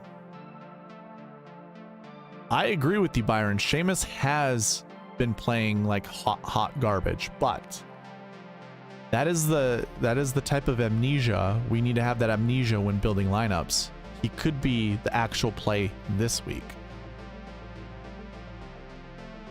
I am curious. I forgot. When it comes to 6K golfers, 64 KH Lee, $6,600 Scott Stallings. That was all last year. Bez and Mullinax. We probably would have thought the same thing about Mullinax last year. No 6K golfers here inside the top 10. But there's KH Lee once again. 6,000. Charles Schwartzel. We probably would have said the same thing about Charles Schwartzel in 2021. In 2020, Munoz, probably wouldn't have said that about him. Griffin, Lanto, yeah. Maybe we would have said that about Munoz. He had a good finish, but that recent form is not super great. Forgot to look at that. Lee had good recent form heading in. Baz and Mullinax had good recent form coming in, but KH Lee did not. Munoz did not. Let's see, do we have a 6K golfer here? Corey Connors, so-so. Let's see, anything else? Kevin Tway, bad recent form coming in. He was part of the optimal lineup. 68.4 points, or I mean 68.4 was his average finishing position heading into. That's his recent form heading into that week. So, yeah, if we, I mean, shoot. Any 6K golfer that has poor recent form, like Shamo and like McCarthy, pretty live this week, if I'm being honest. Just using past performance trends. We are far off the 10, 9, 8, 7, 7, 6 theory. No, we're not. So remember, we can make 2 substitutions. So we can sub one of the 9s up to a 10. That's sub 1. And one of the 7s down to a 6. That's sub 2. So we have it. 10, 9, 8, 7, 7, 6. So it is the 10, 9, 8, 7, 7, 6, but we are making our 2 substitutions. Like I've said before, we can do that. Do we want Brennan Todd in the lineups? And if you really want to go 10, 9, 8, 7, 7, 6, then we don't anchor around Rahm and Cantlay. Because that basically makes it impossible to build the 10, 9, 8, 7, 7, 6. Kind of like this lineup. We're doing it.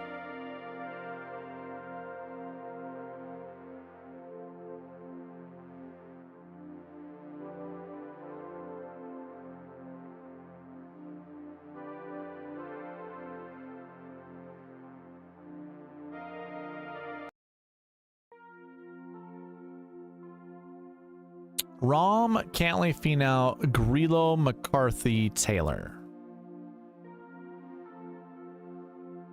I don't mind it. I personally I don't like Finau that much. Rom, Cantley, Kim, Straka, McCarthy, Kitayama. Seems gross, but good enough. Don't mind Todd? Okay. All right, I'm going to build 2 more lineups, and then we're going to get on to Tara's lineups.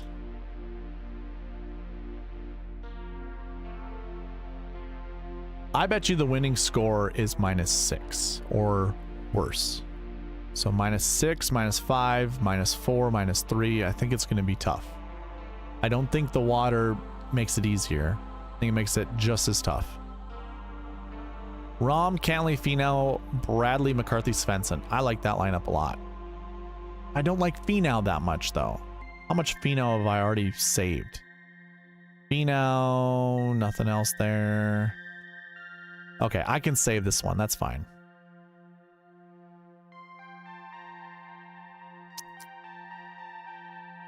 Yeah, AJ, absolutely, man.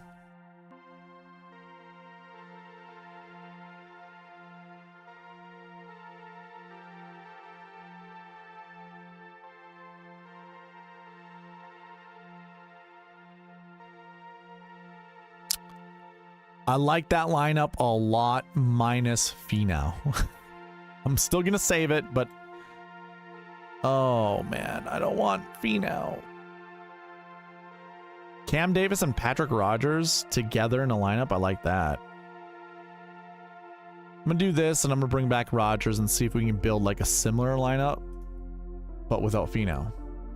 And this will be the last one. We don't... It's a good lineup, though. Okay, cool.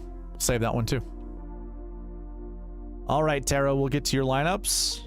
And then we're getting to Ryan's lineups. And then Byron's.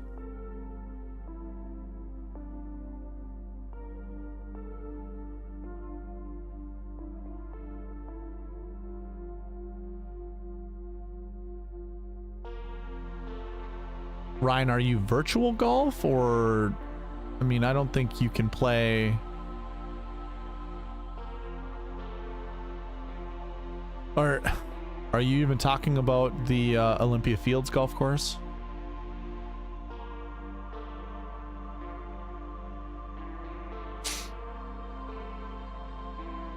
Okay. So Tara wants to do one with Putnam, Im, and Fowler. There is Fowler. Im is right above him. And Putnam.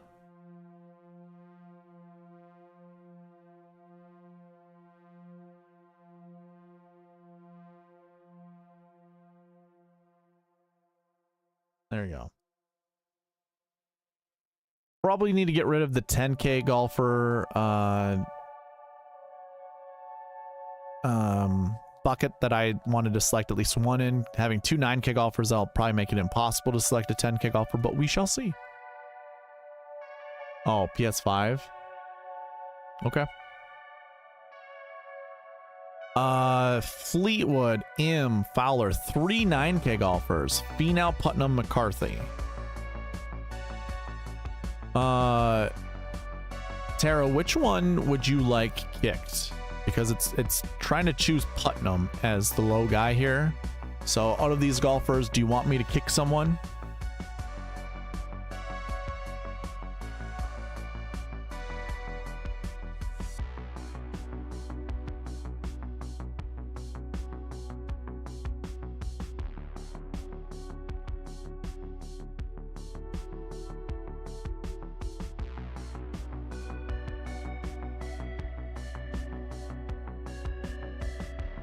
All right, Finau is kicked.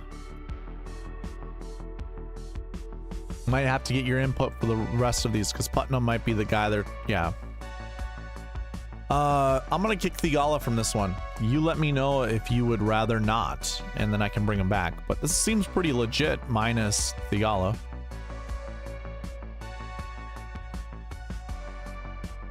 You like Fleetwood? Okay. Well, maybe Fleetwood will continue to show up, but I'm not going to force it. Homa, M, Fowler, Day, Putnam, and Kirk. Very interesting lineup there. Who would you like kicked out of this one?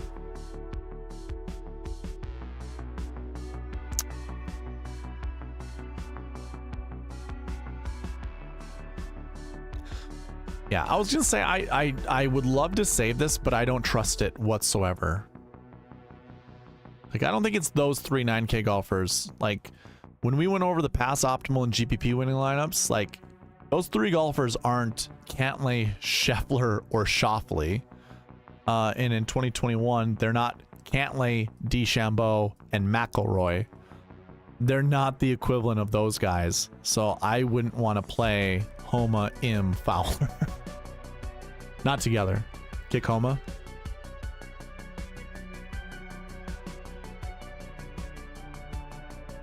Rose, what's going on, man? I think I'm saying your name right, correct? Hopefully. Thank you for that, and thank you for participating on the channel and subscribing, of course. Sungjae Fowler, Cam Young, Brian Harman, Justin Rose. Now, if I remember, Tara, you did not like Rose. So we can kick Rose, but I'm going to save this one because I like Rose.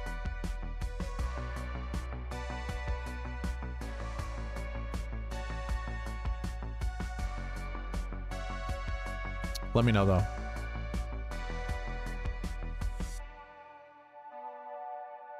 Actually, you know what? I'm going to change these back to 2s since we have no 10K golfers here. We'll see if that affects anything.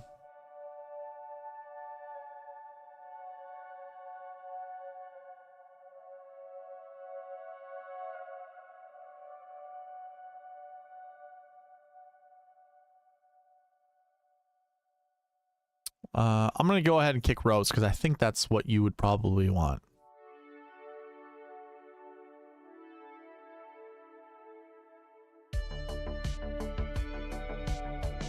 There we go. We got 10K golfer now. Xander, Sungjae, Ricky Fowler, Brian Harman, Putnam, and Chris Kirk. I don't mind it. Thanks, Dave. Appreciate it. I'm going to go ahead and kick Kirk from this one.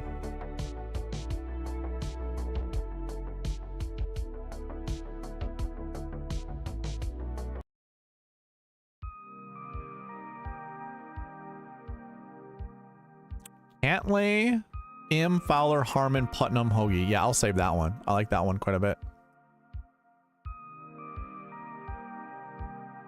I think if the optimizer is going to select a 10K golfer to go with these 2 9Ks, naturally, I like it. I think it's perfect. Nick Taylor gets added to this one. I think we're probably going to break the optimizer pretty soon, I'd imagine. Seamus Power is being selected to go with those 5 golfers. And do we break it? We don't. Well, look at this. Victor Hovland, M, Fowler, Young, Putnam, and Kitayama. It's unique enough for me to like. Therefore, we save it.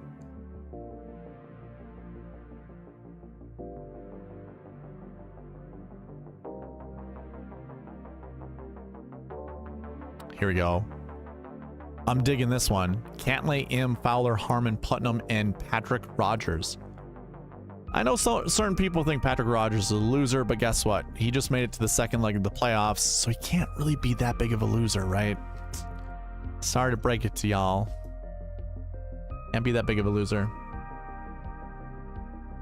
Lee Hodges gets added to this one. I don't mind that. Probably just staying away from Lee Hodges, though.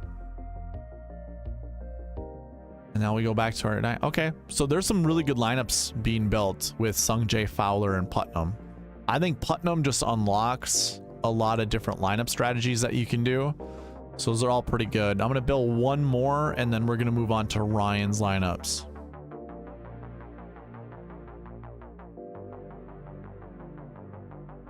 Oh yeah, Putnam still stuck here. Let me go ahead and remove Grillo.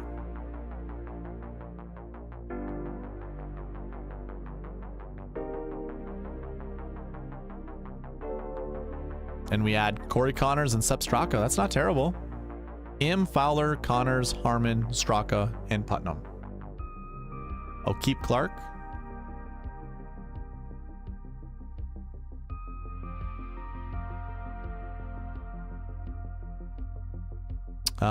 We break that.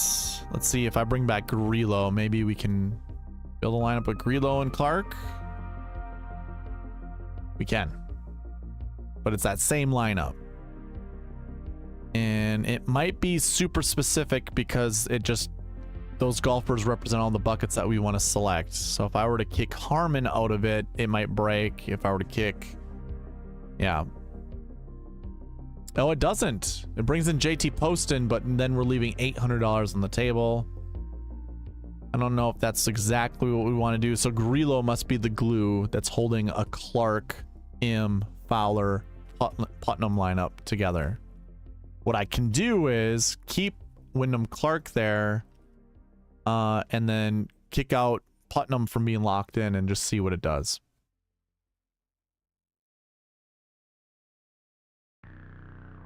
Makes it pretty balanced, actually. Harman, Grillo, and Thigala. Let's not do Thigala. And let Grillo come back. This is my last one. Last one. Okay. Not terrible. You get Hovland in with this. Kitayama. And you get Putnam. It's pretty solid. I think that's yeah, we'll save that one. That's a pretty good lineup to end that combination of golfers together, because Putnam actually just showed up naturally. Didn't even have to lock him in. All right, Henson, are you still here? We'll build your lineups.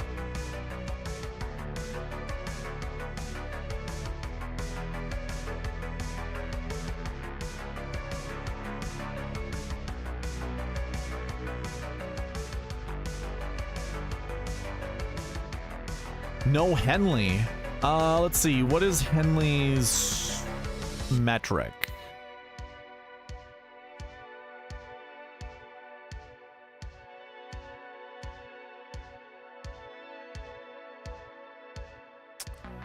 $8,200, $992. So that's what's hurting him. If I were to put this, well, when we get through everyone else's lineups, if I were to bump this up, I'm sure he might be selected a little bit more here and there, but yeah, it's too low when you have Harman around him, you have Finau around him that are just higher point totals. Even Sam Burns isn't getting any love from my model. So those would be the reasons why. Siwoo, Rory, and Hatton. Ryan, I might actually agree with you. Ryan had said he's got the A combo. This is a very A combo. I like it. Hatton and Siwoo Kim. I really like Siwoo Kim this week. Hopefully the optimizer doesn't break. I'm gonna move this to a 1, move that to a 1. Kind of have to in order to make this work out. Let's take a look. Just seems odd to me. Yeah, it's just the metric. The metric that goes from my model into the optimizer doesn't like Russell Henley. All right, Ryan, let me know who you want to kick first and foremost, and then if you want me to keep anybody, I certainly can. Like right now, Hoagie's gonna get the kick out of here. But if you want, like, to hit the gala, kicked, or whatever, actually, I'll just keep running it. You stop me and say, whoa, whoa, whoa, keep that person, or I've seen too much of Thigala, kick Thigala.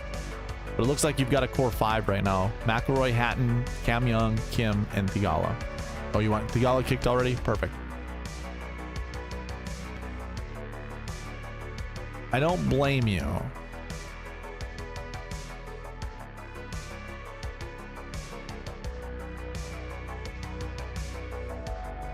Interesting. I don't know what to make of that. If Kitayama's already being selected as the first lineup, it might be getting messy. I mean, I like McCarthy here and Cam Young together. Okay, Burns and Svensson, I'm cool with that. I like that lineup a lot.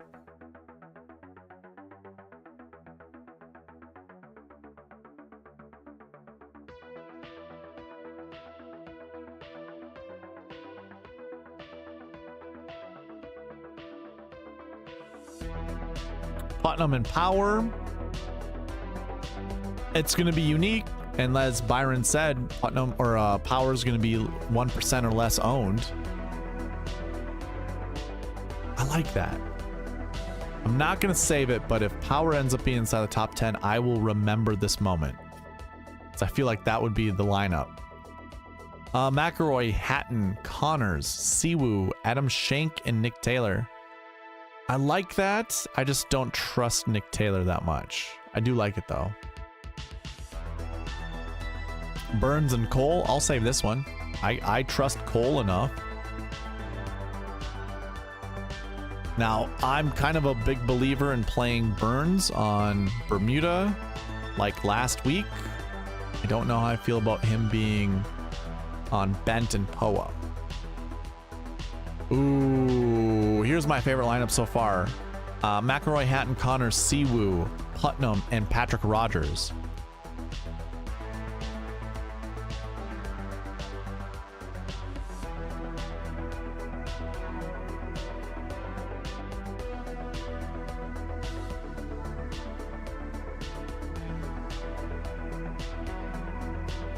And then it breaks. So we had our, what, 5-6 lineups that we could build to build with.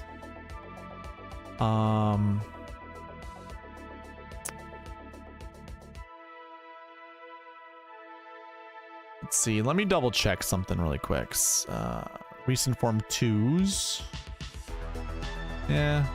Well, Svensson, Cole, Schenk. We've just seen those guys. Putnam, Relo. Cam Young showed up a bunch of times. Course history 2s maybe. Oh, McIlroy is there. Cam Young was there. McCarthy, Putnam. Yeah, I could leave this at 2. Not a lot of Siwoo in any of those buckets, so I'm wondering if that's the reason why. Like, I do like Siwoo, but yeah, he's not in a lot of the good buckets.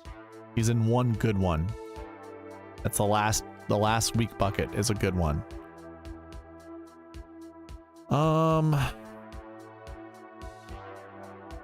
Probably have to bring back some of these low 6K golfers and then probably just mix out some of those other high ones. So let's double check.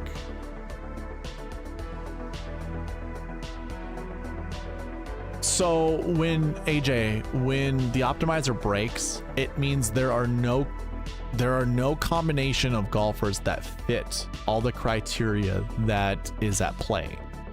So like this big box right here houses all of the bucket conditionals as well as the marquee tee times. And I currently don't have anything set up for tee times down here, like just their AM or PM slots. But here I include the marquee tee times. Anything that has a 1 is basically a 1 or greater is going to be your anchor buckets. And I did already change some of those. It's probably going to be very challenging to put a lot of these lineups with Rory McIlroy together with anyone else unless you find the absolutely perfect like anchor buckets to go with Rory McIlroy. But if you're playing Rory, you're most likely going to have to play someone in this sub $6,500 range. And currently, I don't have the optimizer selecting more than one golfer from that range. Personally, I don't think we're going to see more than one golfer, but I guess we could. So I can go ahead and put 2, and maybe we won't see as many failures. Maybe we'll see a couple more unique lineup builds that'll go with this. It's possible. Let's double check. Let's see what happens. Okay, so that first one's the same. Now Kitayama's going to get kicked out, and we'll see what the next unique or the next optimal lineup is. Burns and Svensson, we've already seen that.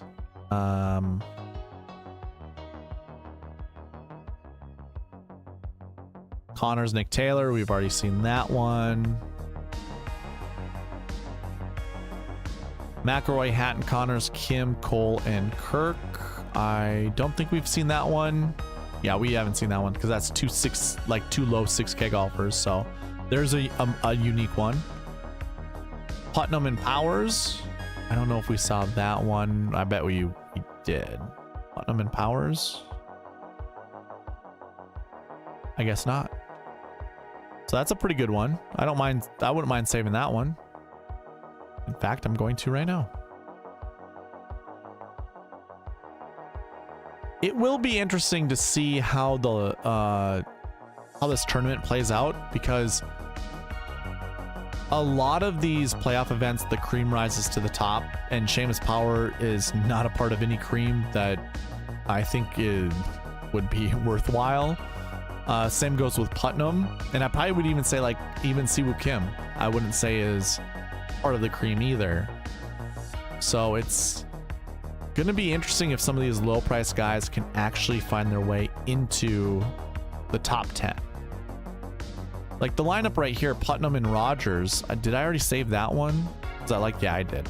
So I like that one with Corey Connors. That's a good one.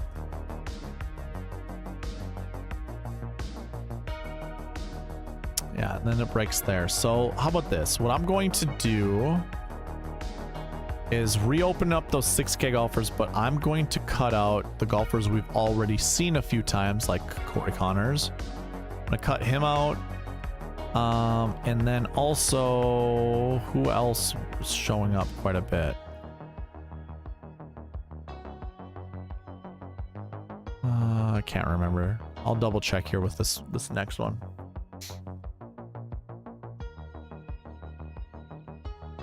Oh yeah, we don't want the Gala.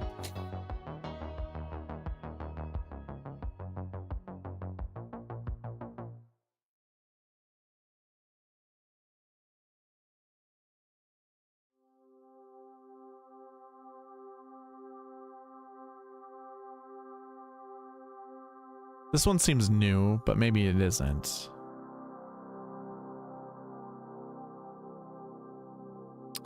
Okay, so Burns. Let me kick out Burns. I want to see if there's a different Svensson lineup. I did not try to hit that plus.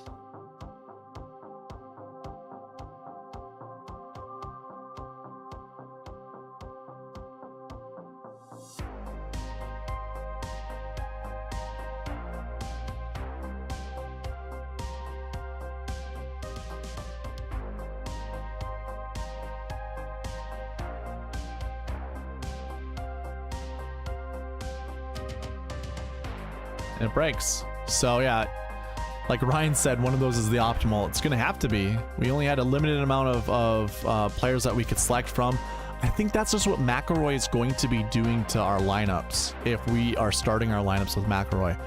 I'm not saying that's a bad thing or a good thing. It just limits when you're building with the sweet spot process. It just limits how many lineups you can build. And again, I don't even know if that's a bad thing. That could be a good thing. I've talked about limiting the amount of lineup combinations you possibly can make. That could be a good way. But of course, we locked in Siwoo Kim as well as Tyrrell Hatton. That's probably why that happened, or why it was breaking. Is because maybe, I mean, Siwoo by himself, by the way, because he's in none of those anchor buckets, so he's in all of these threes. Do you see any of these threes having at least one in the minimum? Like this one right here, this column? There are no threes that have at least one golfer to choose from. Everything is in the bucket 1 or 2 that you want at least 1 or 2 from. So right away, this kind of puts a handicap on the optimizer going with Siwoo Kim. So maybe it's Siwoo that's really holding everything back. And if it was just Rory and Hatton, we probably have, way more options that we can pick from. It's just maybe too narrow. That's probably why it was breaking. Did we do a Rose Day lineup generator yet? No, we have not. But we are actually on to Byron's picks, or Byron's selection, because we just went through Ryan's lineups. He said he had the A combo, and it's a pretty good one with Siwoo, Rory, and Hatton. But now we are right here with Byron. Byron, you still in the chat, buddy?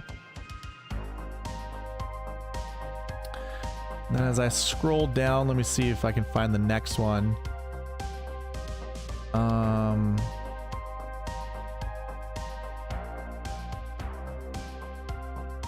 AJ, did we do Cantley and Rom? I feel like we did, right? Yeah, we did Cantley and Rom. Okay. Let's see here.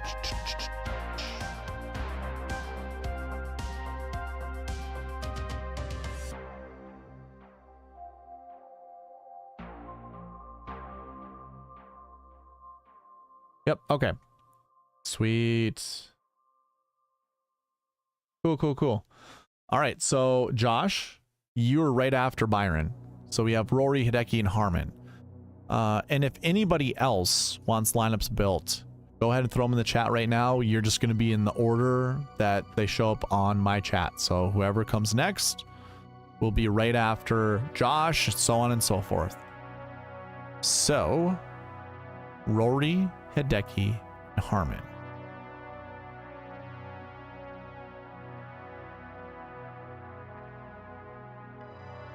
I will say this. I think you have selected 3 good golfers to match the buckets here. I'm gonna keep the buckets very strict, as they have been, or as they were before changing this. Normally, if I start with Rory, the rule has been I changed last year 1 bucket to 1, and I changed last week 1 bucket to 1 as well, because he himself, as long as he finishes 1 or first, second, or third, even if there's another golfer from any of those 2 buckets that he's also in, finishing inside the top 10, you probably can't play those 2 together. So, knowing that, let's see how strict we can be. Shot Like Harden, what's going on, man? Nice to see you in the chat. Did you get a notification? Like, some people were saying there was no notification, which would stink, but I don't know. I don't know if that applied to everyone. McElroy, Matsuyama, Harman, Grillo, Todd, Kitayama. Interesting. Kitayama, I guess, must be a good value, because he tends to be the first golfer chosen in each of these lineups that I like. When I anchor around a few golfers, he's showing up a lot. Do we like Kitayama? Why so complicated? Well, Byron, it's to limit the amount of combination of golfers we can build. And I mean, last week the SweetSpot Optimal was the optimal. So why not follow the rules and try to limit the amount of combinations we can build?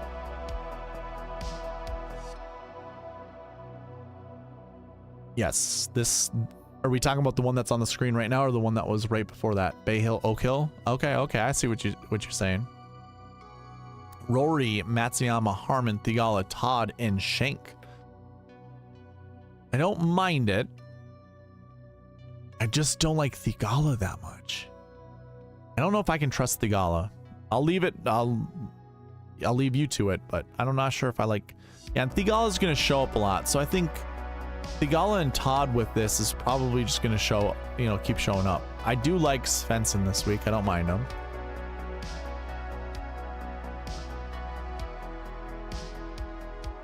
And sure enough, Byron breaks the optimizer, because that's just what Byron does. I'm just kidding, man. Because we have Rory in there, I'm going to change this to a 1 and change this to a 1. I'm sure we'll get some other lineups. You're right. Theegala is scrappy. I don't even think it matters that much how scrappy he is around here, though. All right, what else is causing this to break? We have our 8K golfer.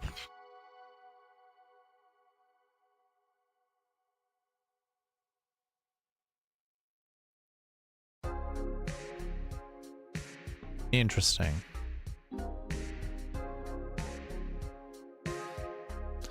I'm gonna open this to 3 6Ks and just see if that will fix the issue. It doesn't. Byron, you You chose a bunch of losers, man. Or as some people like to spell it, losers. Bunch of losers. See, we have our 2 course history 2s. That's good. Don't have to worry about that. How about our recent form 2s? Rory's 1, Matsuyama's a 3, and Harmon's a 1. So this is probably what is killing us right here. This is the one that's killing us. Recent form 2s. Hold on. Let me just look into this. Recent form 2s.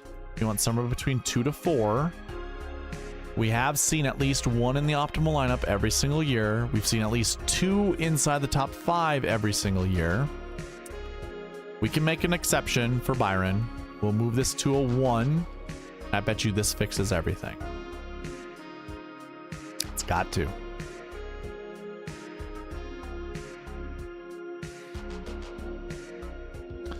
AJ, no, it does not factor in the rain and weather. I won't get into the weeds with that, and it's nearly impossible. I just think the golf course is going to play just as tough as it would be if there wasn't rain. Like Byron was saying this at the end of his video, or just a little bit of it. I think this golf course is just tight enough that hitting the fairway is still going to be a struggle. I mean, hitting the fairway and trying to keep it in the fairway is one thing. Obviously, if there's soft fairways that they just land and plug in the fairway, then it's easy to hit the fairway. But if you find yourself in the rough, wet rough is way more penal than, say, firm fairways hitting into 4-inch rough. 4-inch rough that's wet is like hitting out of a bush. So to me, you better be accurate on this golf course. And if you aren't, especially if you're around the greens, you're really not going to get any spin on them. It's going to be very difficult to hold. They're still going to have the greens fast. Chip shots will still roll and roll and roll. Anyways, go Tommy Hideki Harmon. Well, I can build you some lineups here. Obviously, I think we've identified it's the recent form 2 bucket. We can continue on, but I can do that for you. Tommy Hideki Harmon. Rory, Matsu, Harmon, Grillo, Thigala, Kirk.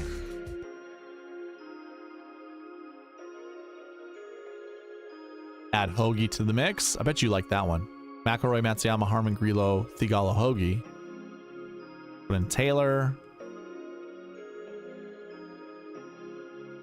Power. We just talked about that.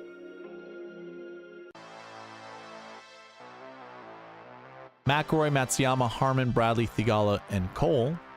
Pretty good. So, AJ, I wish this wasn't on Excel. Because this is on Microsoft Excel, it's got limitations. I think what it does is it first looks at this, because this is what gets added into the solver, because there's a solver that's set up behind this. Like those that follow Degenerate 75, that solver is just built into a website. But you can get solver on Excel, and what solver will do is it'll use these metrics. It'll try to find the best golfer first. So if you sort from metric top to bottom, actually any of these golfers top to bottom, because I think the solver just goes line by line and looks at all the conditionals, like, because it's looking at these values here to coincide with these values here. It also looks at the metric. It also looks at the salary to coincide with the salary conditions that I have here. And it goes top down, and not every time does it pick up like the best combinations of lineups. I've noticed that. I don't know how to basically write it or manipulate it to figure out how to make sure it gives me like the absolute best combinations. It's limited, put it that way, it's limited. Let's see here. So back 9 bets, Byron goes, I like Hoagie. Not a Taylor fan this week. Why don't you like Nick Taylor? Granted, the last time Nick Taylor putted lights out was on Bent at the RBC. Yeah, I mean, these are like similar greens, right? Bent and POA was the RBC Canadian Open that way? I feel like it was. AJ goes, I watch his mothers and fathers. What does that mean?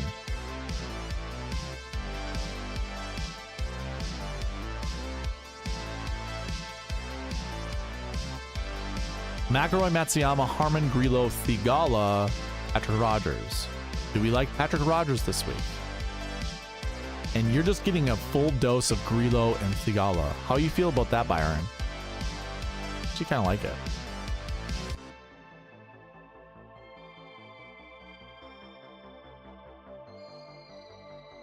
Oh, that's D-Gen saying. Okay, gotcha. Oh, mother father. That's right. Yeah. You mother father. I watch his mother. Okay. Yeah. I understand.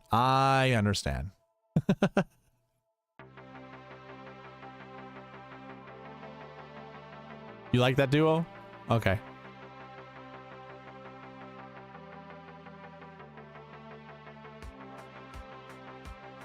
Thigala, Putnam, Hodges. There's a different one. Do you like this one? I don't mind this one.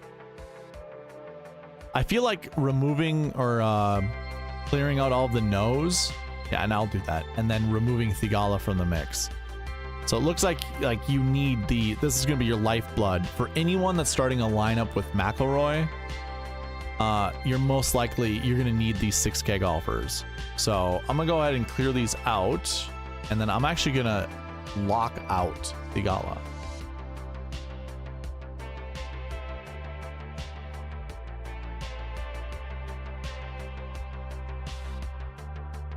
Lee Hodges is going to be chalky this week? What's wrong with people? Actually, let me hold on. If you say yes, my response is going to be what's wrong with people.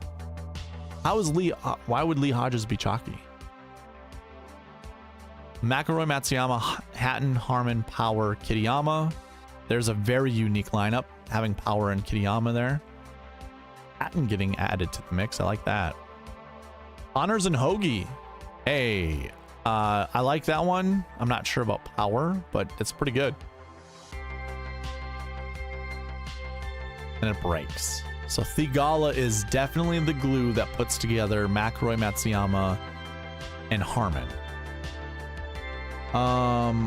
You wanted me to try Fleetwood instead of McIlroy. Is that correct, Byron? Do you want me to do that still?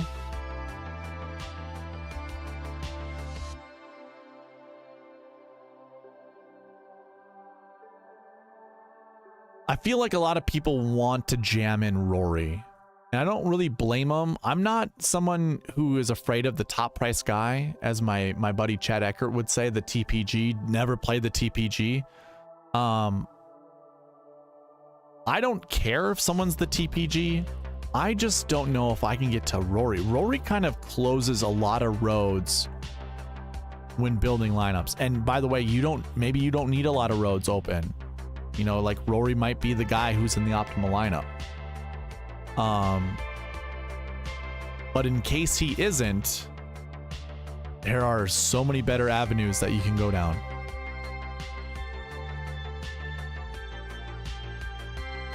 Not sure I trust those low price guys on this course. I kind of agree with you. There's different types of chalk. Value chalk is the worst chalk in my opinion. Yeah, you know what? The one thing, so don't take this wrong, and maybe I'm wording it incorrectly, but like I do enjoy other people's content. The one valuable piece that I get from DGen is, or DGen75, is his 7K plays. You know, like the honorable mentions. What I've been noticing is I think a lot of people gravitate towards golfers that are safe in the 7K range, that a lot of people need to add to their lineups in order to make certain things to work out. And I think in that case, it's probably a bad choice to put those golfers together. But of course, I'm always going to be the type of person that's going to tell you ownership doesn't matter. I understand we're playing against each other, and depending on what my ownership is, or depending on if I play guys that are super chalky, will give me leverage. But I guarantee you, if we do the math with all the golfers we put in our lineups, the leverage is going to be so negligible if you choose one guy that's 13% versus another guy that's 30%. It's going to be very negligible, because like what Tambo says, it's all about the combinations you put together. And obviously with the sweet spot process, we are building very unique combinations together based off the buckets. So that's a huge reason I don't care, because I also just follow the ownership, and I go over the optimal lineup every single week. I go over the sweet spot optimal. I go over the GPP winning lineup. And guess what? They all have high price guys or high owned guys in their lineups. How are you going to be able to determine which ones to not play and which ones to play? It's a bad blanket statement in my opinion. Anyways, there's my small little soapbox. Your first lineup: Fleetwood, Matsuyama, Hatton, Harmon, Thigala, and Brendan Todd. I love that lineup minus Thigala. But do you like, did you fall in love with that lineup, Byron? I'm not sure if you saw it, but it was pretty good. Thigala's just going to show up in all of these. You get a Fowler to mix in with your guys. Pretty good. AJ Love goes, I like to see the chalk and how I think people are going to build. I just enjoy to watch content all day for all sports. It's fun to me. I play a lot of different sports for the fun of it. Oh yeah, absolutely. This should be fun. To me, the puzzle piecing that I like to put together when building lineups is by far the most fun thing to me. It's like, I always think of building lineups, to me, is a lot like playing the old Madden franchises, or the franchise mode in Madden football. Like the old games, like the early 2000 games, where you're just in franchise mode, trading players, trying to put young players on your team that hopefully do well and whatever. It's just, it's managing rosters. I enjoy the hell out of it. FR Leader, what's going on, man? Is that first round leader? You got all the first round leader bets? Good stuff tonight. Thanks. You're welcome, man. First time seeing you in the chat. Are you subscribed to the channel? You get a free entry into the giveaway if you are.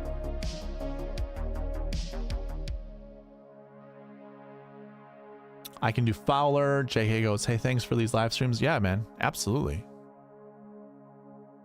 Shoffley, Fleetwood, Matsuyama, Harmon, Thigala, Hoagie. I like this lineup, Byron.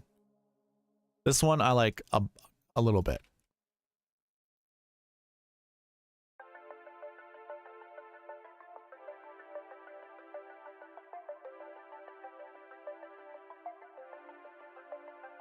Yeah, I was heavy on that stuff too. I think 05, the 05 Madden game, or maybe it was 09. 09, I think Drew Brees was on the cover. I can't remember which one it was. Dude, it's like you can only play 4 seasons. I think like Peyton Manning retired after the first year. So too did Brett Favre. Like there were some weird people who retired, like some good players. Like Michael O'Hare, I know he's in the news right now, but is he even playing then? There was maybe it was McKinney for the Vikings. He like retired after like 2 years or something like that.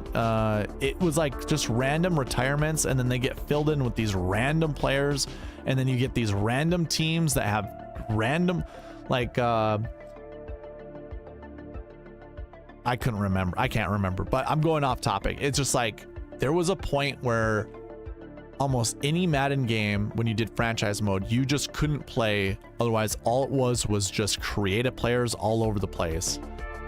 Like you basically had Key and Peele's like player names just constantly being in the Pro Bowl, and like you had, it was weird because like you would have Reggie Bush as a free agent with a 95 overall ranking, you'd have all, like, I remember one year I just saw linebackers, defensive linemen, offensive linemen, receivers, all that stuff. They were all in free agency ranking 90 and above. It's like, what is this? This is so stupid. No team would ever get rid of those guys. It was just dumb. Let's see here. I'm sorry. I kind of went off the rails there. Joanne says, shouldn't we be playing Bradley because we are playing in the Northeast? We're not playing in the Northeast, Joanne. We're playing in Illinois. Olympia Fields, Illinois. That's where the BMW Championship is held. Denny is also one of my favorite leverage plays at 2%. Is he really going to be 2%? There's no way. So, Byron, here's... I know you followed my channel every once in a while. This is the exact same thing. Like, I find these like little trends, and they could be just stupid trends. But like, I'll look at something like this. KH Lee right here. This stat right here, the recent form average is going back his last 7 weeks. So I'll look at something like that and find another 6K golfer that might have similar stats. Looks like we don't really see it here, but there was no 6K golfer inside the top 10. But like 2020, you had Sebastian Munoz at 6,300, had the same thing.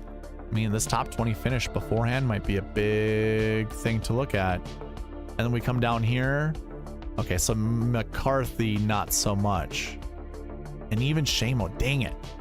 So basically, I would look at like, okay, so Thigala might actually be the play.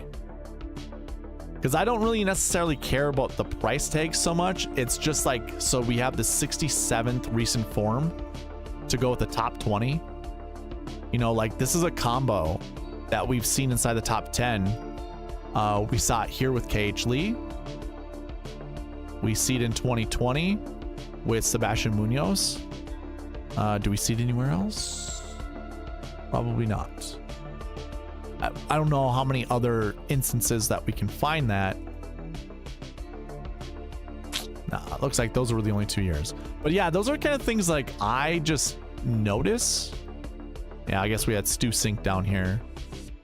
So, it's a fun thing to maybe get stuck to, and it might not even matter. You know, maybe Jay Rose could be that guy. Anyways, who knows? Maybe it's Thigala. Denny is 2%, then my Rom Cantley lineup is optimal. Let's go. Yeah, it could be. Absolutely.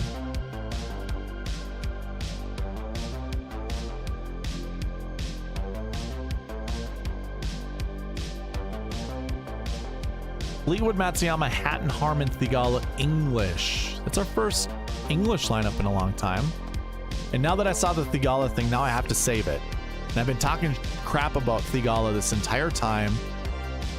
He's going to be the guy that just shoves it in my face and is like, hey, I was part of the optimal lineup and you didn't want to play me because of X, Y, and Z.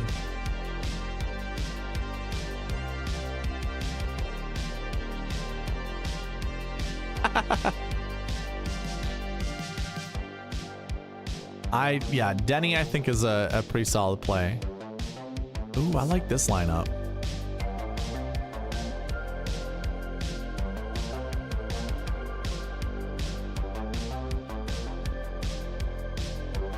Oh, I hate when like little can't hear us get on the mouse.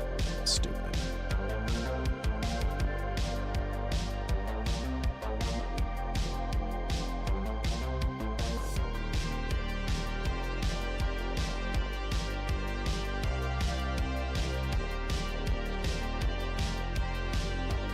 All right.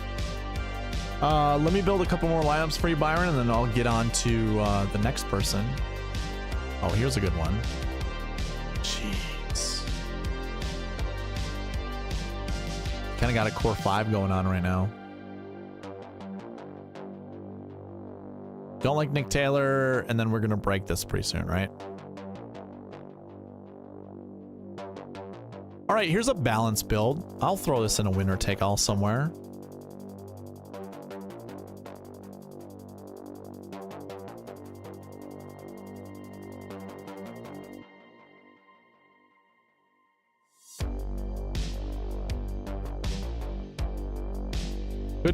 Could be AJ, could be.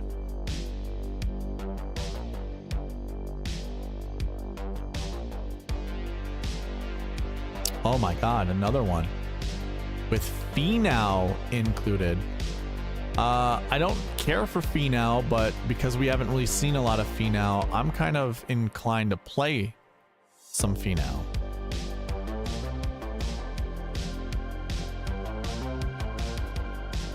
Looks spicy. That is a spicy meatball. Pretty decent. I think we've already seen it though. Maybe, maybe not. There we go. There's our McCarthy end day. Okay. That's a good one to end on, actually. Not like the stream, but Byron's choices of golfers. But we were talking about Denny. Denny's going to get the boot, so let's leave it those lineups at on a high note. We bring back recent form 2s. We bring back last week 1s, last year 1s, and we find. What about Donnie? Oh boy. Hi Anna, how's it going? The Denny Day stack? Yeah. I like Jason Day at this golf course. Jason Day would be a good play. Let's see, who was next? I forget who I said was next. I know I saw Tara put another lineup in there.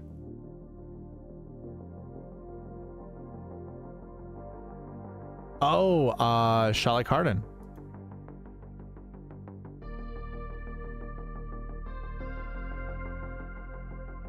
I believe, right? Tara, are you still in chat? I see a message that was deleted. Were those your lineups? Or I mean, were those your players that you wanted me to build lineups around?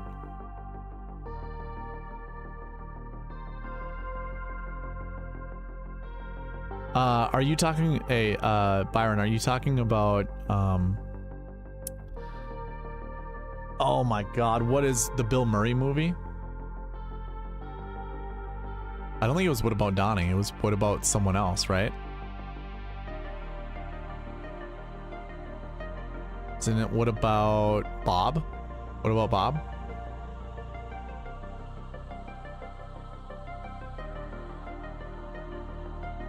Yeah, and I'm gonna do Harden's lineups, but I want to see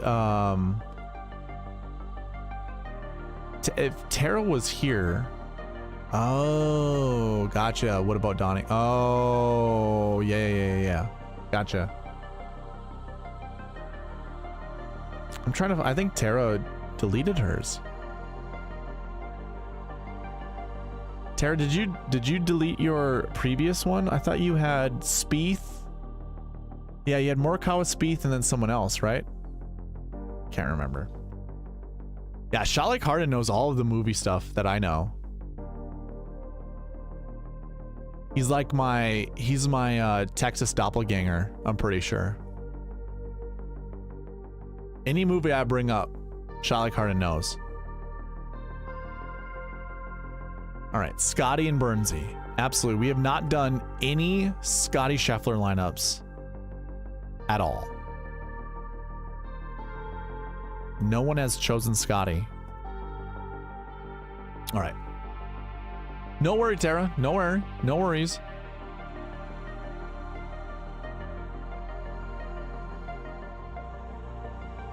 First one, Scheffler, Hatton, Burns, Theegala, McCarthy, Schenk.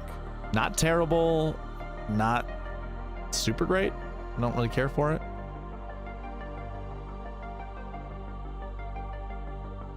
There we go.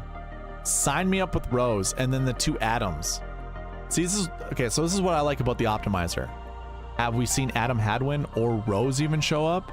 The fact that Scotty Scheffler comes in makes us or tells the optimizer, hey, there are certain golfers that we need to include now that we haven't seen with like the Rory lineups or with the Fleetwood lineups. And here we go. We got Rose, Hadwin, and Svensson. Can two Canadian Adams make a wrong? Probably not. But Anna Marie would probably tell you yes.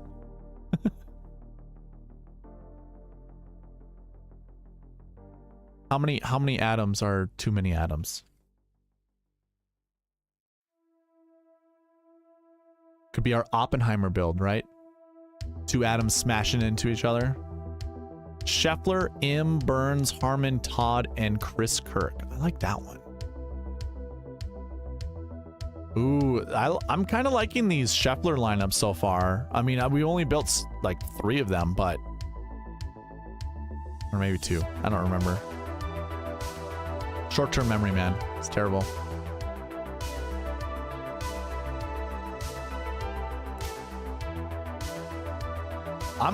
Dude, I'm loving this. Scotty Scheffler, Sung J M, Sam Burns, Cam Davis, Bradley, and Power.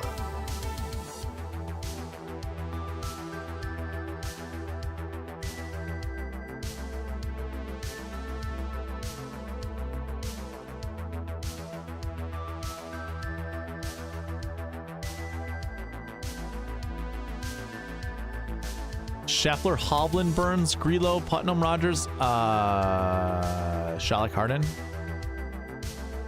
Can I get a ruling on this one? Is this a sexy lineup or no? I feel like it's a sexy lineup. I'm digging it, man. I love that lineup. This is, I think by far, I shouldn't say by far, but this is one of my favorite lineups built tonight.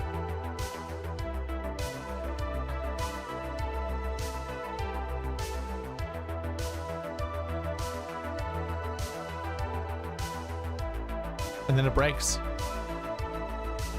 I will lessen the rulings or the conditionals here, kind of like what we had to do with Rory, and see if it changes.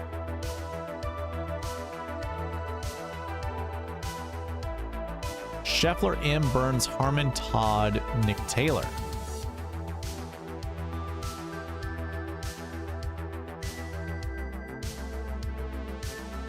Okay.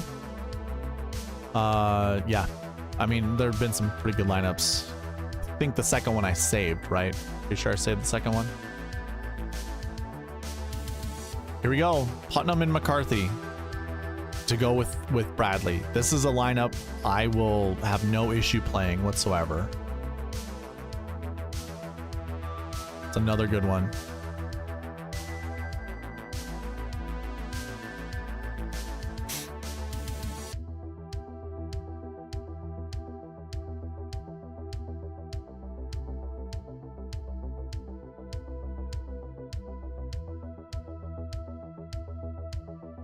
Scheffler, Day, Burns, Harman, Hadwin, Cole. I like that lineup a lot. Dude. These Scheffler lineups I'm liking quite a bit.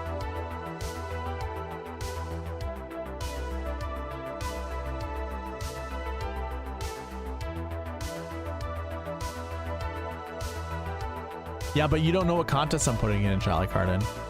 And then we break it.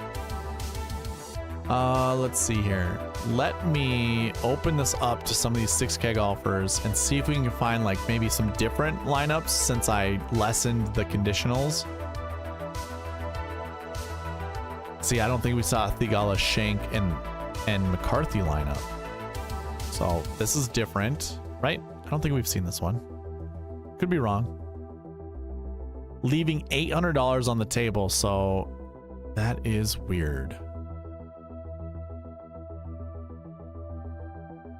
No, we have not seen an Adam Schenk one. So that'll be unique. Leaving 800 bucks on the table. It's the most that I would actually leave on the table. Scheffler, Tom Kim, Jason Day. So 3 8K golfers and 2 6K golfers. That's crazy. Yeah. I heard that with the whole putter, Sam Burns hitting or using a new putter, then going back to his old putter or whatever that whole mess was all about. He didn't really lose that many strokes putting though. So that's the thing. Like, don't get me wrong, he probably did putt bad, but I don't know. I didn't watch any of it, and just by stats alone, it's like, well, I don't know. That doesn't, like, the stats themselves don't really tell me anything. I need to see the actual putting performance before I actually make a But if he switched putters, it's obviously telling us that he was not hitting the putter as good as he'd want to.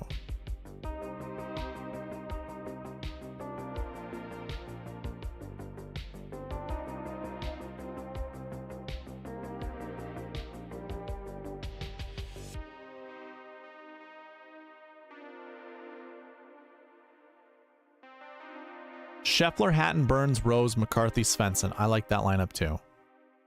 I'm pretty sure if anything has Rose in it, I'm probably going to be slightly biased towards it just because.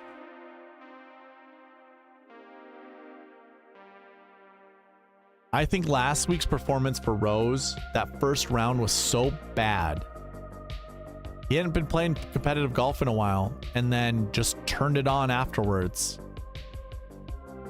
I feel like getting back into the competitive juices, for someone like him, it's going to be, it'll take some time, and I think he played just fine. Shy Karn, do you want me to take out Sung J M? I didn't realize, I kind of forgot that you only anchored around Scheffler and Burns. If we take out M, we might see some different builds. Up to you though. I'm not saving that one, that's too risky with Taylor and Power. Okay. Interesting lineup.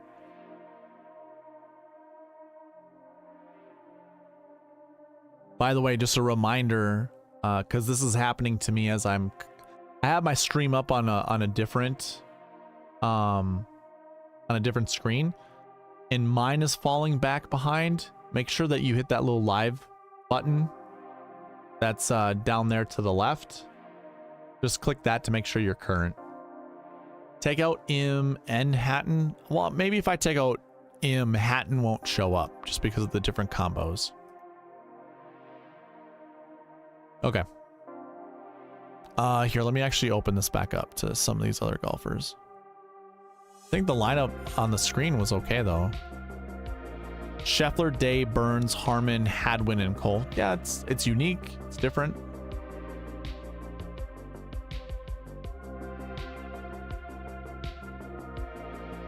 Okay, we'll take out Hatton.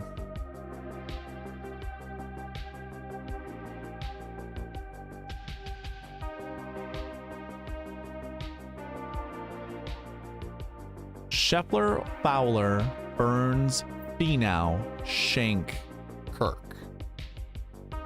Super unique. Crazy.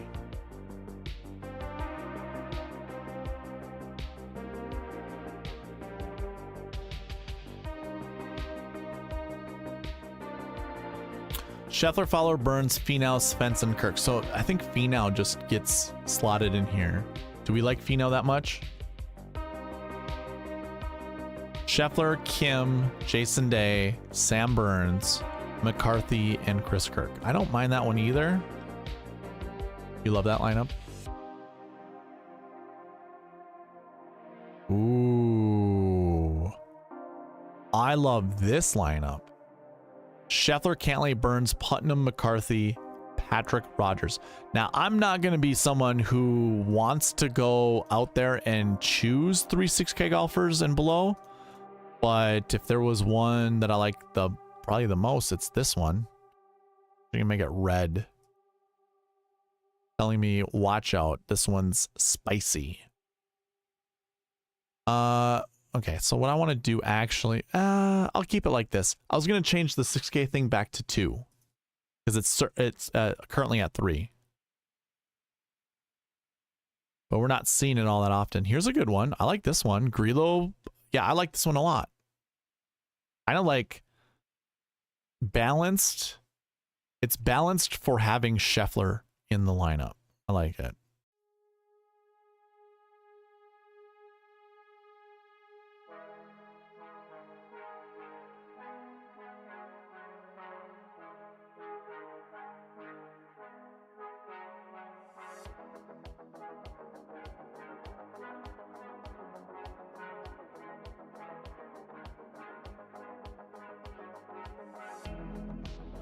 Scheffler, Day, Burns, Harmon, Hadwin, Cole. I like this one a lot too. The 3 8Ks. I'm not afraid of doing 3 8Ks this week, by the way. I think we covered that in the optimal lineups. There was a year or two that had 3 8Ks in it. Don't mind it. All right, I'll build 2 more and then I'll get back to I'll get to Terra's. Well, I guess not. We can only do 1 more and that's it. Those are pretty decent lineups, shot like Harden. I think with the limited field, we can only do so much with as expensive of golfers as we're using. So like Scotty or any of the other guys. So that's actually pretty decent.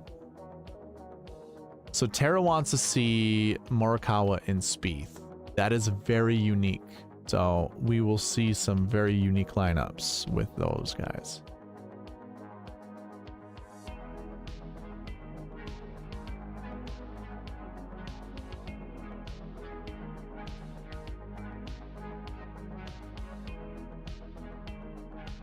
And I don't think we've seen Morikawa all night.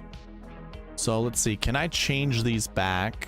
I think I can change that to a 2. Change that to a 2. Everything else looks good. We have our 110K golfer we want. So this follows the buckets pretty darn well. I'm going to change this back to a 2. Keep it like this. I muted myself. How did you know? Was it the head buried into the sweatshirt? Thank you, by the way. Jordan Spieth, Collin Morikawa, Tyrrell Hatton, Brian Harman, Theegala, and Kirk. We have seen Hatton, Harman, and Theegala quite a bit. I don't mind it. It's not terrible. Do we trust Chris Kirk at this event?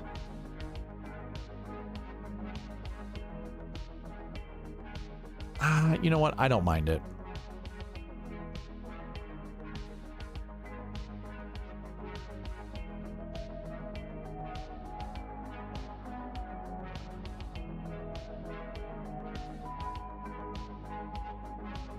Benny Ann and Kurt Kitayama to go with those top 4. It's going to be just Hatton, Harman.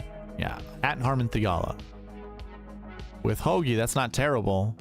Just going to see those guys over and over and over again. Tara, if you want me to kick someone, let me know. Ooh, here's a different one. Spieth, Morikawa, Im, Harman, Theegala, Power. It's not terrible. I don't know how much power I can actually stomach, but let's just save it for the hell of it.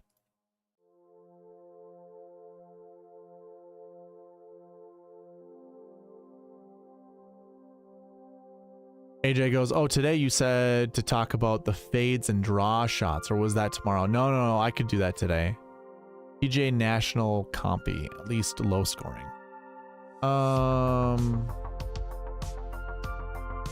Yeah, you know what? That's not terrible, Byron. I think that's pretty good.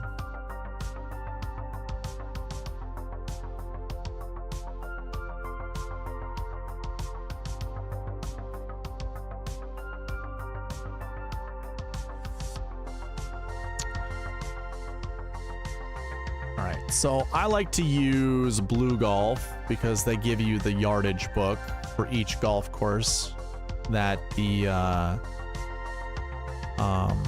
PGA Tour is on. So we can see hole 1 being pretty straight. You can see how narrow it is. I know you could probably do this on Google Earth, but I don't really care. So I don't really like to look at par 5s as like shot shape necessary, but I would say this. Well, never mind. I don't need to say anything. Because, like, draws and fades don't really matter here. Kind of looks like a fade is difficult to achieve off the tee from the back tees. But sometimes the tees could be up here or even up here. Back here, looks like fades might be difficult off the tee. No one's hitting at 370, though, so 300. It doesn't really matter. For hole 1... hole 2. I don't think it really matters for hole 2. I guess for the shot into the green, a draw and a fade, yeah, it doesn't really matter. It won't matter on 3. Like what I'm doing is, so you see this point to this point, this is your tee shot. If I bump it up to like 300 yards, I'm looking at the trees that might be in the way right here. So if I move this out of the way, this is your tee area right here. I'm kind of looking to see if anything off the right or anything off the left is going to be problematic. But I think golfers are going to be just fine off the tee. And you can always hit it a little shorter for more accuracy to try to hit it straighter. But this is like crazy right here. Doesn't look like there's much room off on the left. Like there's a fade might be really challenging right here. But it looks like 3 wood off the tee might be best for hole 4. I'm gonna go really quick through this. I don't want to waste a lot of time here. But I couldn't tell you out of this shoot what you would need to hit. Doesn't look like really anything into the green matters all that much. Kind of looks like long approaches if people are taking less than driver off of the, but I think, what was it? Byron, Ron said like 77% of tee shots are hit with driver off this course. Yeah, Blue Golf. Go to Blue Golf and create an account for free. Blue Golf. You also can find a lot of the, what do you call it? Qualifiers here. They even go through qualifiers as well. Keep M and kick power. Okay. I'm going to go through, here, I'll build some lineups.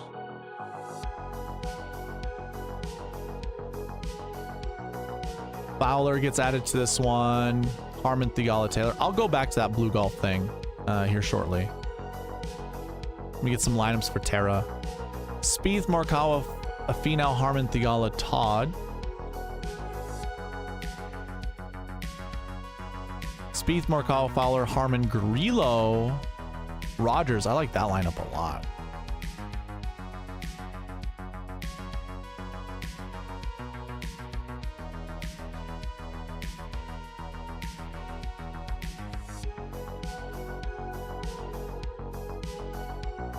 Hodges get added to this. That's not terrible. Not exactly. Oh, and Hatton. That's fine. Harmon and Theegala just, they're like the tag team. They're the duo that just glues everything together. I actually don't mind this one. Tom Kim to add with those guys. This is like your ultimate accuracy lineup minus Theegala. Theegala, and maybe the Harry-ish. Harry-ish isn't really super accurate. Here we go. This is way unique. We have not seen this group of golfers put together yet. Saving it. Unique New York.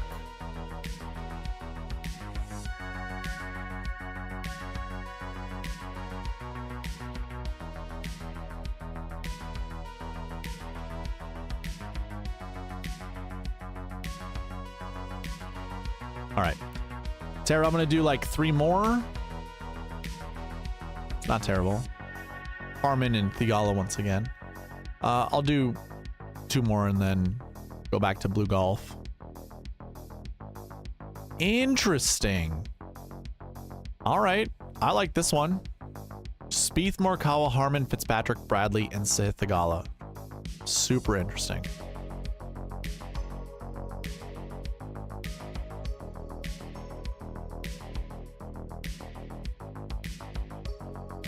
Actually, that one.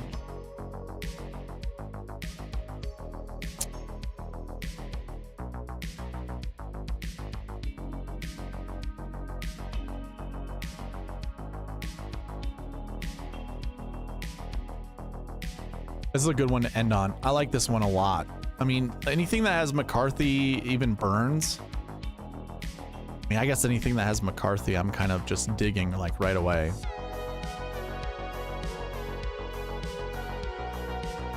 Okay. All right. So going back to the Blue Golf thing. Again, So 238 or 250 would be a little short, I think, for most golfers. If this is Rory McIlroy, he's probably hitting a draw out here. So a draw on this tee box. Which hole is this? Hole 7. Yeah, most likely a draw for hole 7 off the tee. 8. The approach into the green doesn't look like you need a draw or a fade, although these trees right here might be weird. I don't know how much they affect. Ooh, a flyover would be really good, but I don't want to get like copy struck. I should have done a flyover before jumping on. No real shot shape is required here. You know what I was expecting? I know there's a lot of dog legs, but I was expecting that like more prevalent shot shapes would be required off the tee, and I'm just not seeing it. Like, golfers are going to choose accuracy over distance at a golf course like this.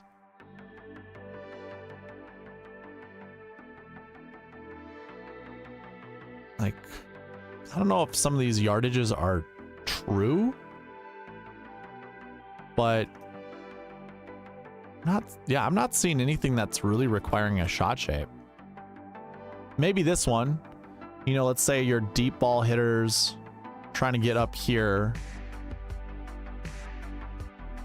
Depending on where their drive goes, they might have to shape like a fade, or maybe it's beneficial to hit, like, if they can hit something really deep and on the left side they could hit a draw into the green. Not sure. I'm not really seeing a shot shape that's really required. Maybe a draw off the tee of 18 to get up here somewhere.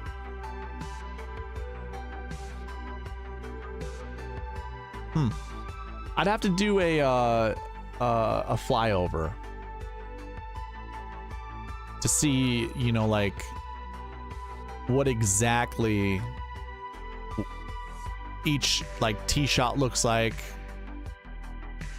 Oh, I didn't even see they had a little description here about hole 18. It's pretty good.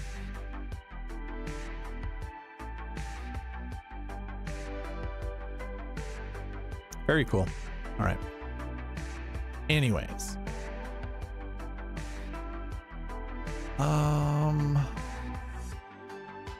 There, let me give you one last one. Do we have anybody after Tara? I can't remember. I see what you just put in here, AJ. Let me double check.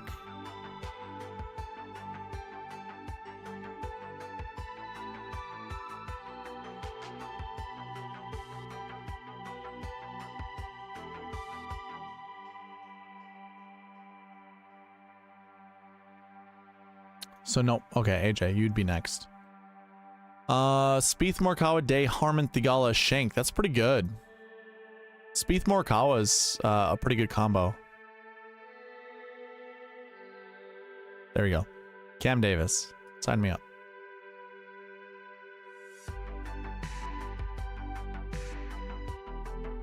All right, AJ, we'll do your lineups now. Thank you, Tara, for the combos.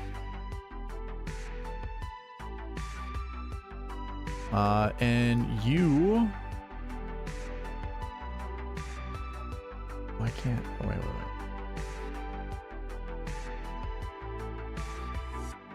Fleetwood and Henley. Yeah. You wanted to see Fleetwood because... Or, I mean, Henley, because we have not yet seen Henley.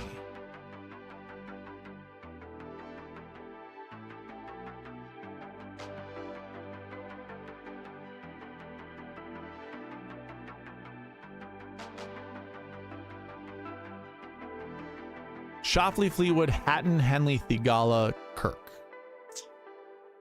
Kirk showing up a bunch. AJ, let me know if you want anyone kicked. I'm sure Thigala and Harman will show up a bunch. Shoffley, Fleetwood, Henley, Harman, Thigala, McCarthy. Might as well save it since we're seeing that show up a bunch.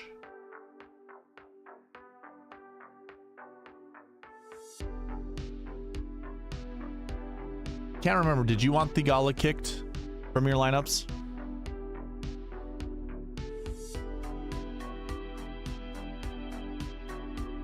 Yeah, that's what I thought. Cantley, Fleetwood, Henley, Benny Ann, Grillo. Yeah, this is up there for one of the favorite lineups that's been built. Actually, I'm gonna review the ones that I've built that I put in green that I like. Let's see, which ones would I order? So Rory, Tyrrell, Corey Connors, Siwoo, Andrew Putnam, and Patrick Rogers. I like that for GPPs. Let's go up here. Rahm, Tyrrell, Burns. Is that Cam Davis? Cam Davis, Adam Hadwin, Denny McCarthy. Yeah, this is probably... I'm going to put this as number 1 so far. Rahm, Cantlay, looks like Cam Davis, Cameron Young, Emiliano Grillo, McCarthy, Tom Hoagie. Yeah, I don't mind it. Not going to beat that first one. McElroy, Hatton, Connors, Siwoo, Putnam, and Rogers. That is probably 1B. Well, that's definitely 2. We'll say that's definitely 2 for sure. Scotty, Victor, Burns, Grillo, Putnam, Rogers. It's a lot of Rogers that I'm highlighting. I make that number 3. Scotty, Sungjae, Burns, Keegan, Putnam, and McCarthy. That can also be number 3. It's not super great. Jordo, Morikawa, Burns, Harmon, Sahith, and Denny. Yeah, that's not going to be top either. Cantley, Fleetwood, Henley, and Grillo, McCarthy. Yeah, so that's probably 3. This one was probably 3. Everything else can get bumped down below that I said was 3. But I do believe my favorite one is... this one. That one, man, what did I say was 2?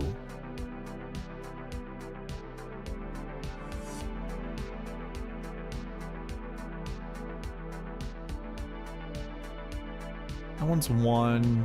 Is this number 2? Yeah, this is probably number 2. It's a tie. Like the one I just built for you, Cantley, Fleetwood, Henley, and McCarthy, Grillo. That's. I think it might be a tie between that one and the one with Siwoo up here. I think those are my 2 favorite ones so far, or tied for second. Which one do we want kicked out of this one? Benny Ann, Grillo, McCarthy, Cantley.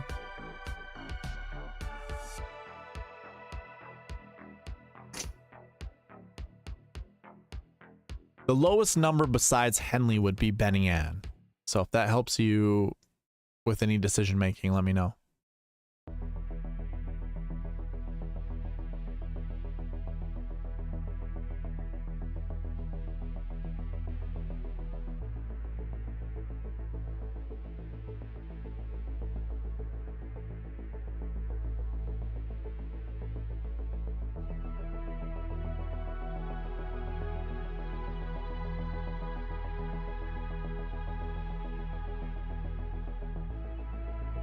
Good night, Byron. You can. Okay.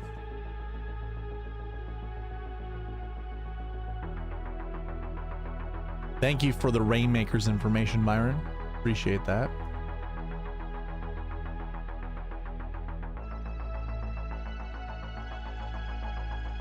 It's kind of funny. After talking about the Rainmakers, those prices of those rookies went up. From 18 to 19. I don't think I have any like push on that, but if people are going and buying those cards, Taylor Montgomery now went up to 45 bucks. I blame Byron on that one.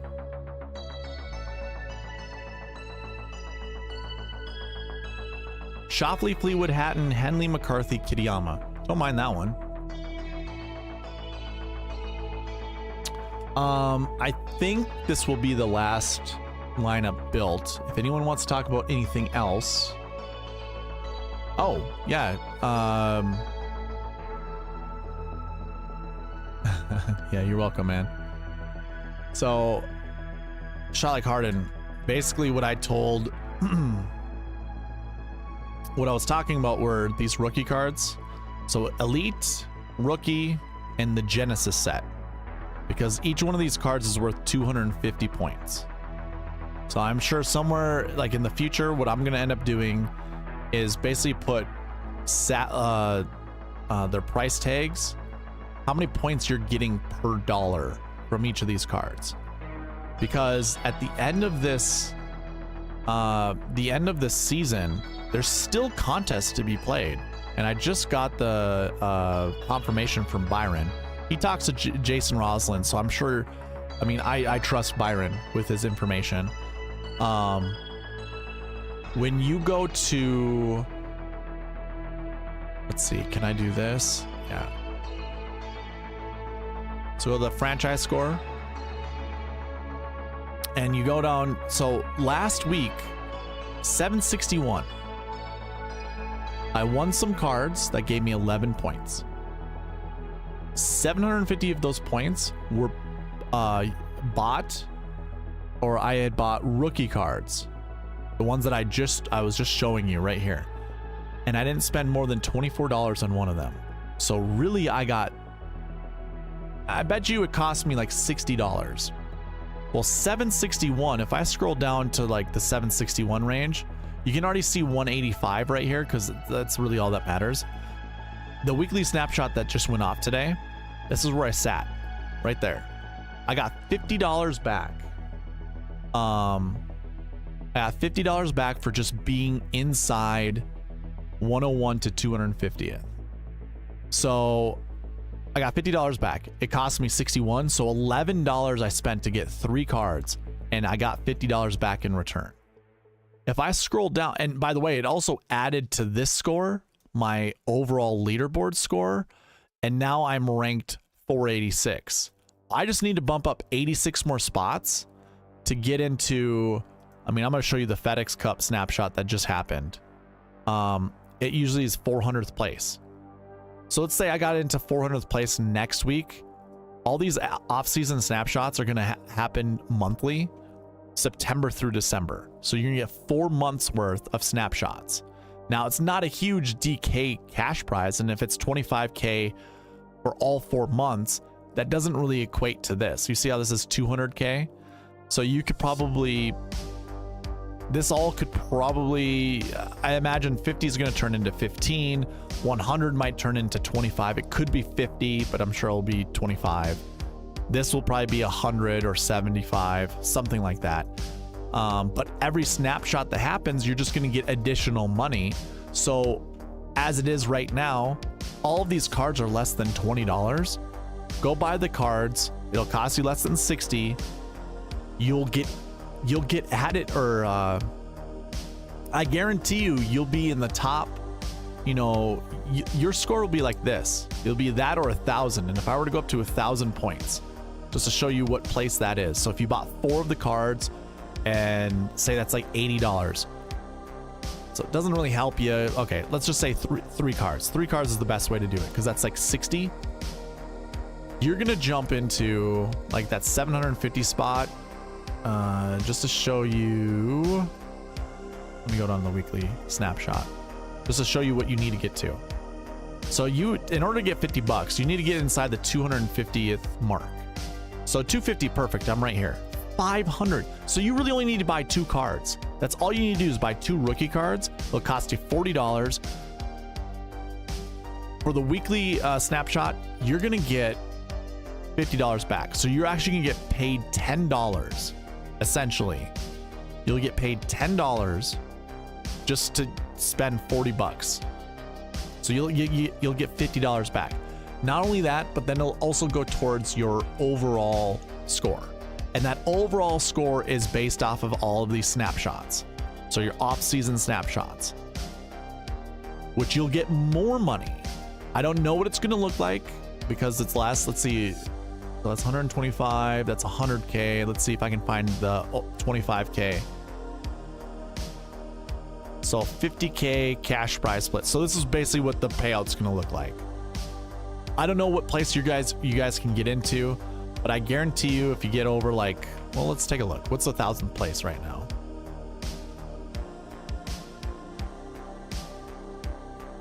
$1,462. Hopefully you guys are already building, like you already have some cards built up.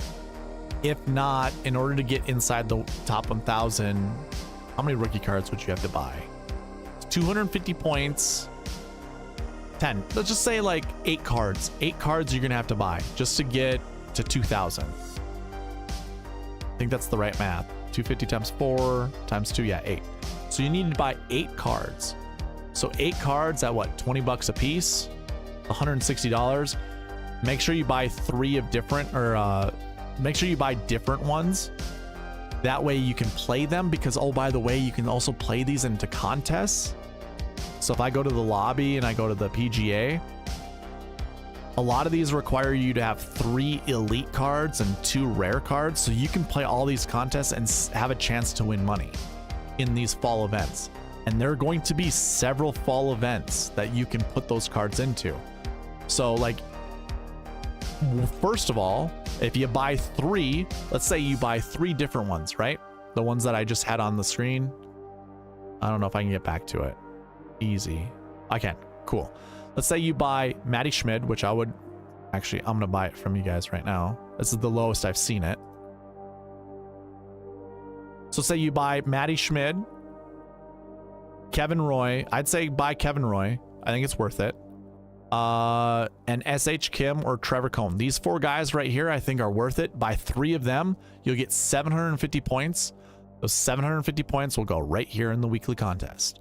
And I just got inside, like I just said, I just got inside this prize, or this placement right here for my weekly snapshot. That's $50. So if you go and you buy 3 of these cards for under 20 bucks, that's going to be what, 60 bucks at most. And you can wait to see if this goes down even cheaper. But let's just say it's 20. Let's make it 20 even. You're far past net positive.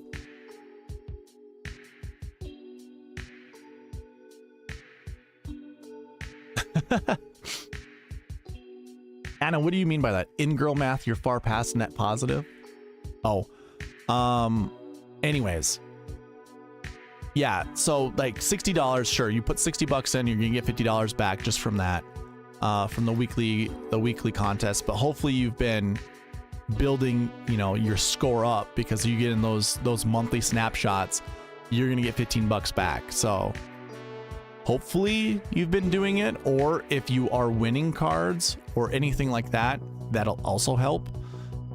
But yeah, that's the thing that I think a lot of people kind of slept on when it came to investing in these cards, are these weekly snapshots, as well as these monthly ones. Like $50 was pretty nice to get, like this last month. But yeah, the off-season snapshots, we'll see. We'll see what happens there. Yeah, $19. Not terrible. I would also just wait and just see how much these cards go down.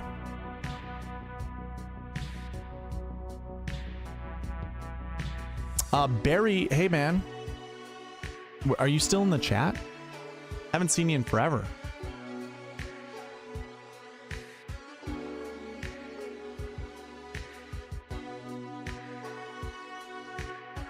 All right. We still got lineups to build. Did I lose AJ?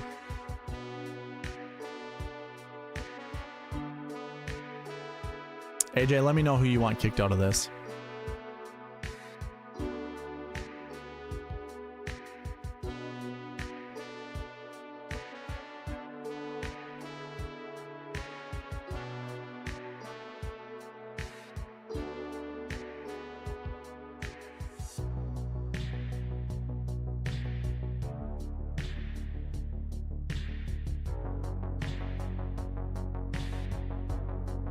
I'm gonna build like 3 more lineups and I'm gonna get out of here. I'm pretty sure. It's already late. I've been on for 3 hours. The voice is starting to lose. I'm starting to lose it.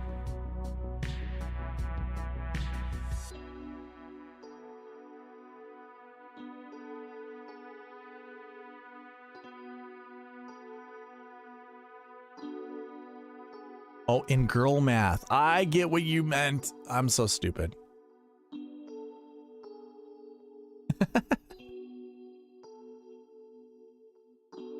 I dum dum. Still here, bud. New baby got me busy. Oh, hey, congrats, man. Love it.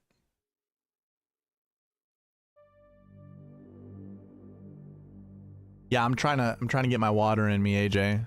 Try to keep the vocals okay, but I can build you a couple more lineups. Let me know who you want kicked out of this one.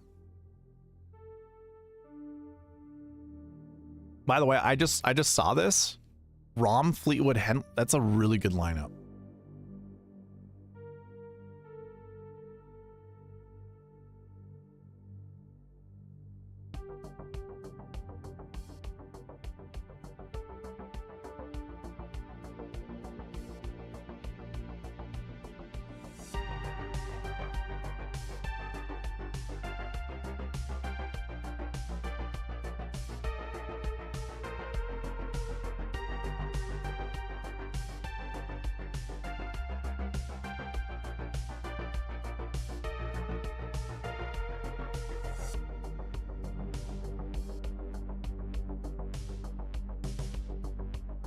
Barry, did you have a girl or a boy?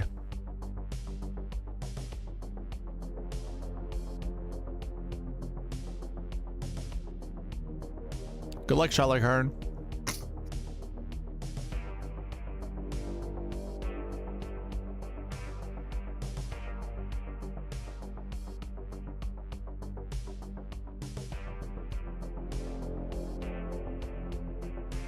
All right, I'm gonna kick someone out for you.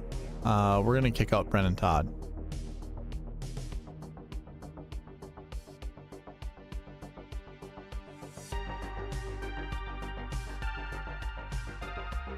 Sure, Barry. Absolutely, man. Henley Grillo, I was saying like I'm gonna get out of here soon, but no, I will build you some lineups. No problem. Rom Fleetwood, Henley Grillo, McCarthy, and the Harry Ish. I'll do some Harry Ish. That's awesome. Barry, is this kid number 1?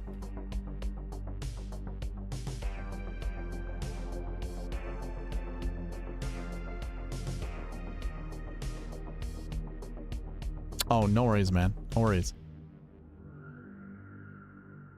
Not terrible.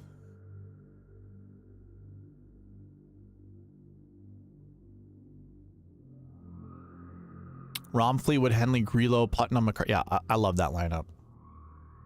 I'm really digging Rom, and having Rom and Fleetwood in here. I like quite a bit.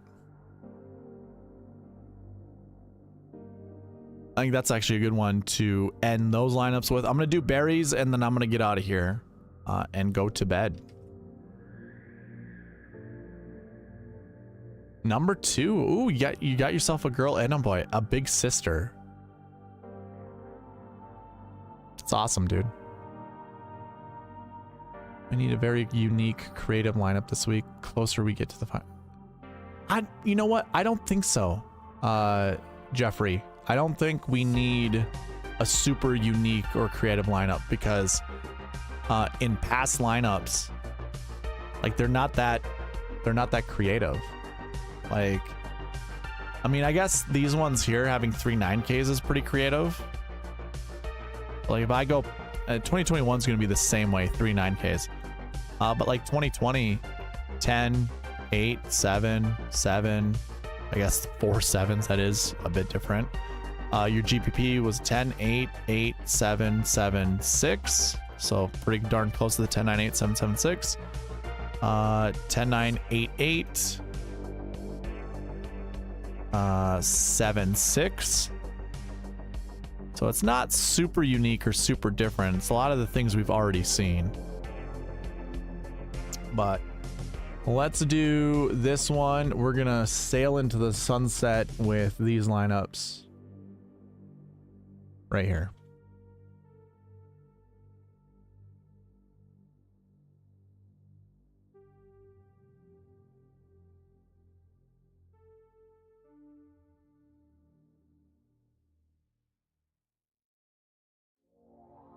I'm gonna change some of these, so I think we're gonna need to. Barry, I'm gonna give you I'm gonna build you 5 lineups, and that's it. Hovland, Rahm, Clark, Grillo, Cole, and Chris Kirk. The lineup number 1. Lineup number 2 has Brennan Todd and Kurt Kitayama to go with Rahm, Hovland, Clark, Grillo.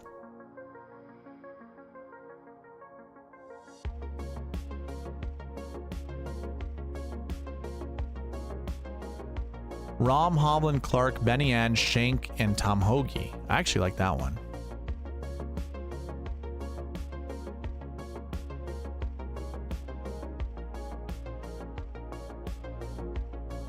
Yeah, and you know me, Barry. I'm sure I'll build 5 and be like, oh, one more. Here's another good one. I like this one a lot.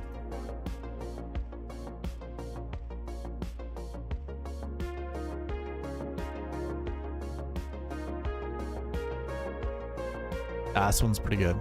Rahm, Hovland, Clark, Grillo, Putnam, and Patrick Rogers.